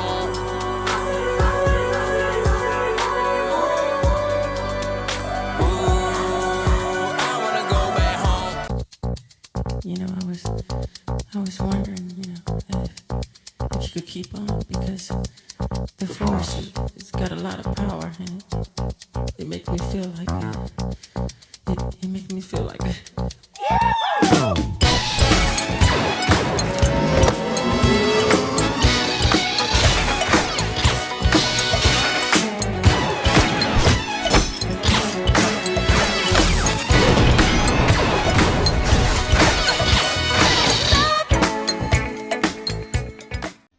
Not only do we have a literacy crisis, but I believe we also have a communication crisis. I don't know about you guys, but for me, I've just noticed that over the past 5 years or so, the average person is less and less capable of having open discourse. They're less and less capable of critical thinking. And it seems like in conversations now, people listen to respond, not to understand. And they're just sort of waiting for their turn to talk. And then their talking points every single time, tell me why this is always true, is what has been on their social media feed for the past week. What is the opinion of their favorite creator? Because that's the opinion that they have. Nowadays, most people are just being spoon-fed what they should believe and their identity. Whether that's through the news, the media, their friend groups. Nobody is really capable of independent thought or critical thinking, and it sucks. And even I feel like I'm the guy that's saying this, but the truth is, even I regurgitate a lot of, you know, what I'm consuming, right? For me, it's more books than social media, but I'm a content creator, so I'm on social media a lot. And I see that stuff too, and it's like, I want to talk about those things, right? We all fall victim to it in one way or another. But I think the bigger issue is that it's like a spectrum. So like some people understand, hey, I am really like attached to my favorite creators, or, you know, what my feed is telling me. And some people are like lesser. It's like, okay, I understand that that's the overall sphere of things that I'm thinking about, but I can still have question myself, and are these thoughts actually my own, or are these opinions ones that I agree with? You know, there's a spectrum, but as time goes on, more and more people are going farther towards the end of, you know, they can't do critical thinking. But here's the really insane part that I don't see, because this is a talking point I've seen a lot of people say, but no one's talking about how future generations, the iPad kids, are going to grow up and they are going to be our coworkers, and they legitimately are not going to be able to do anything on their own. They will need to be spoon-fed absolutely everything. They will need to be given dopamine at all times, right? Conversations often feel dry when they're long, not because they lack substance, but because people are not being stimulated at every second.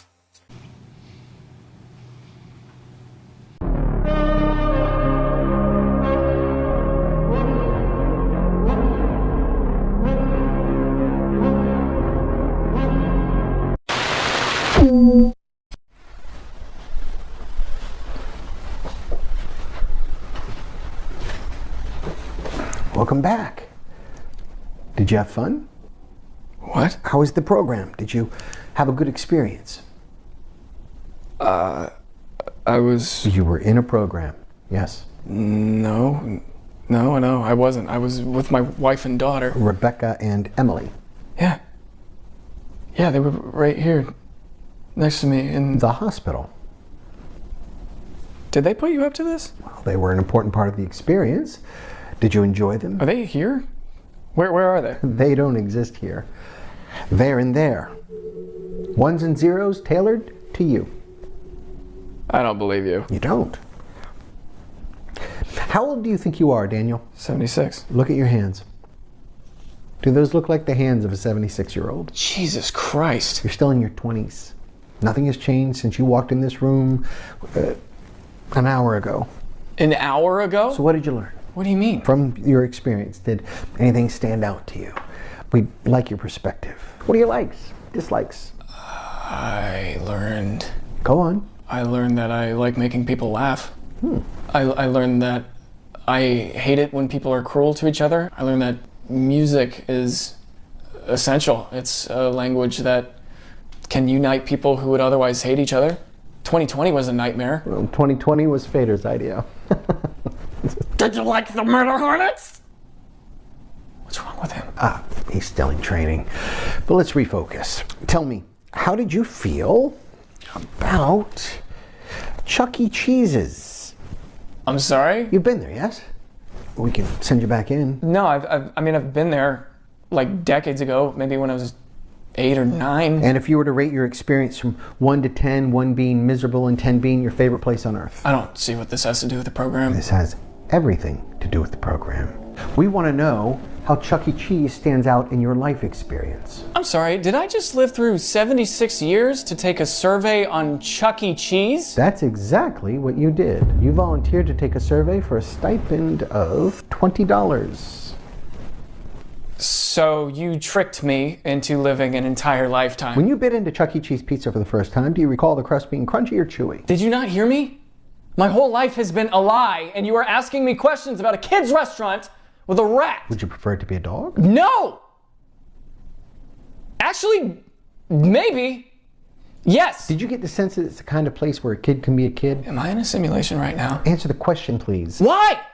I don't even know if this is real. Do you want the $20? Do you want the $20? Excellent. The crust, crunchy or chewy? I think it was chewy. Damn. Write that down. Just stating the obvious, which is that people don't trust the government. And why would you?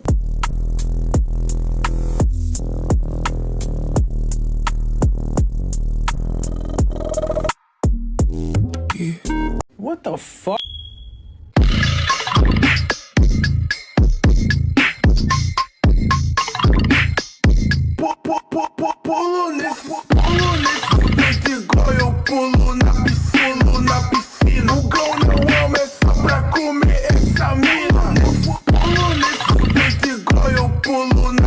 And why is the carpet all wet, Todd? I don't know, Margot.